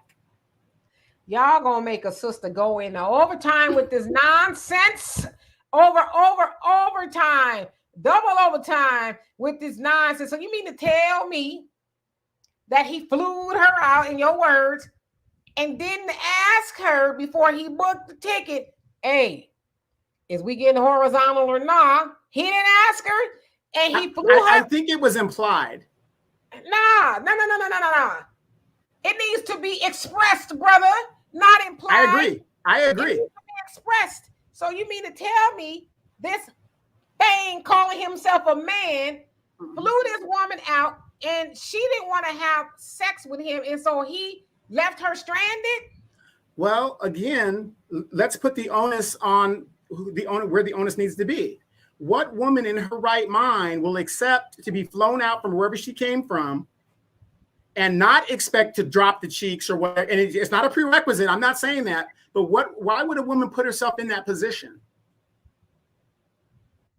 So let's deal with one thing at a time, because now we gonna get to there. Y'all, this is the overtime. Bear with us. I love y'all. Yeah, we're in overtime. Let's go. We got 2 minutes. Let's go. 2 minutes. I would 2 minute drill. I mean, let's just deal with this, okay? This is the one thing at a time. He flew that woman out there. Right. When he discovered that he was not getting any, he left her stranded. No, he took her back to the airport and dropped her off and said, have a nice day. Did she get home? Or did he have a return ticket home? No, he canceled the ticket that he had for her to go back. Yeah. And somehow, why is he not being labeled a horrible person? Well, again, women want equality. So why would you use up this man's resources and not think you're going to give up the cheeks? I'm trying to get my head around this. When did money get made equal to you being able to partake of my body? No, exactly. No, I agree with you on that. But again, no harm, no foul. He is not obligated to send her back. Not at all. She has her own money. She makes her own stuff. It is what it is. Right? So why didn't he just go get him a hooker? Why did he I don't know. It was all about the sex. Yeah, I don't know, but what I'm saying is, when I saw this before we came on the show, I was like, what woman would get on a plane and do what the city see? And the ladies, I'm going to tell you guys this, not you ladies that are responding, talk about if you got daughters or nieces or something like this. This city girl shit will get you in trouble. That girl could have been killed. She don't really know this man. You met him on IG or whatever the deal is. Stop flying to places where you can't control the situation. You have this man flown out. He's using his resources. He could have gone berserk on her and killed her. You know what I mean? So again, why would this woman put herself in that position? I don't know. I'm gonna just say this as a lady, okay? Sure. I'm gonna put myself in that lady's situation. Sure. Okay. First of all, I don't think anybody should fly anywhere to meet anybody. She should have made him come to her. She should have went to him. He should have came to her where she is, first of all. But let's say I did go to him. I'm not going to go to him without a way back, because I might not, let's say I got there and he surprised me with, well, we smashing. And I said, hell to the no. Then I'll be like, okay, great. Just leave me here. Let me, I'll go home or whatever I need to do. So I would have had a way back. But I guess I'm kind of flabbergasted, because maybe just me. Where are the men that would at least say, you know what? I don't want to spend time with you because my ulterior motive was really just to smash, but I'm not going to be indecent and leave you stranded per se, right? I'm going to send you back or whatever the deal was, but to say because I didn't get to screw you, now all bets are off. And so to me, that just exposes him as to who he really was in the first place. You didn't want anything else from me but the smash, which is why I asked, why not just go on what I don't know where the hookers hang out at, but go there instead of flying a woman away from where she was to screw her. Yeah, exactly. Like I said, I'm not saying you're wrong in your aspect, but again, why would a woman fly out to a man she doesn't really know, she might not be sexually attracted to, and do that? Why, this man's spending money. I don't know how much he spent. That's irrelevant. But the point is, a lot of these women are listening to these city girls and putting themselves in dangerous situations. I put the onus on her to be stupid like that and think that a man is going to spend that type of money and you're not going to clap cheeks. I guess really what we should be doing is informing women that don't, and I'm one of those women. I'm one of those women. I will not allow a man to spend money on me if I'm not interested in him. And I'm not even talking about sexually interested in him, because I got to know that I'm interested in you first before I'm sexually interested in you. But if I'm not interested in you at all, I'm not going to allow you to spend any money on me, taking me out on dates and none of that kind of stuff, because in some regards, I know that you're looking for something more that I'm not trying to give you. However, I just want to hope that I don't know any man that would do that to a woman, to say because you are not giving me sex, then I am going to treat you horribly. Now, was it his responsibility? Yes. If he bought her a ticket there and a ticket back, it was his responsibility to make sure she got back safely, even though she did not give him sex. And so I hope that women, and I'm going to put it out there, that a lot of women are listening to this, for one, and I said on both sides, do not let a man spend money on you that you are not interested in. And also be on the lookout for a man. Ask him this question. If I fly out there, because most of y'all Negroes ain't going to tell the truth. Let's keep it real. If you fly me out there, are you expecting something sexual from me? Thank you. But this is the thing. Most of y'all ain't going to tell the truth. Oh, no, baby, I just want to get to know you. I just want to see, most of y'all going to say that. Some men might say, well, yeah, I'm just down to smash. Then you'll know before you allow him to book that plane ticket. But women, take notes that there's a lot of men, I don't say a lot, but there's some men out there that are only spending money on you with the premise of getting what's underneath your skirt. Exactly. And it seems to me in this situation, from the video that I saw, they really didn't know each other. They just met each other on in the DMs. You don't really know that man. Why are you flying yourself out there to be killed? possibly, you know? True, but why are you flying her out there to just have sex with you? And then when she tells you no, then you get back how you get back and all that other. Well, that's what these younger kids are doing. They don't really know each other. Remember, like you were saying, like what you were describing is people who have like got to know each other. It seems like to me that these people were just in each other's DMs. And hey, yeah, come on, girl, come on out. We could kick it, And then he comes there. He's under the illusion of one thing. And no, she's not obligated to do a damn thing. I'm with her on that. But at that point, lady, you should have money to make sure you get back or whatever the situation is. Don't be using guys' resources and think that, it is what it is. You want to be equal. Welcome to equality. Get back on your own. And absolutely above beyond forever. That yes, accountability is on both sides. And I hope I was clear with that. Yeah. But like I said, I'm just one of those women. I'm not going to allow a man to spend money on me if I'm not interested in him, and none at all. We can be very good friends, And I say that to say if I know he's interested in me and I'm not interested in him, I'm not going to do that, because what that does is it does set up false expectations. Okay, well, she's coming out to dinner with me, or she's allowing me to do this. And then when he goes in for the, I don't want to say kill because that's negative, but hey, this is what I'm expecting. And I say, is you crazy? No, then other things take place. And so, yeah, it was both of their responsibilities. Yeah, look up the video. It just dropped early this morning. And I saw it and I was like, what the hell? And again, I'm just speaking for the lady. We know what men are about, some shitty ass men are about. I'm saying for the ladies, stop listening to these Meg Thee Stallions and all this other stuff.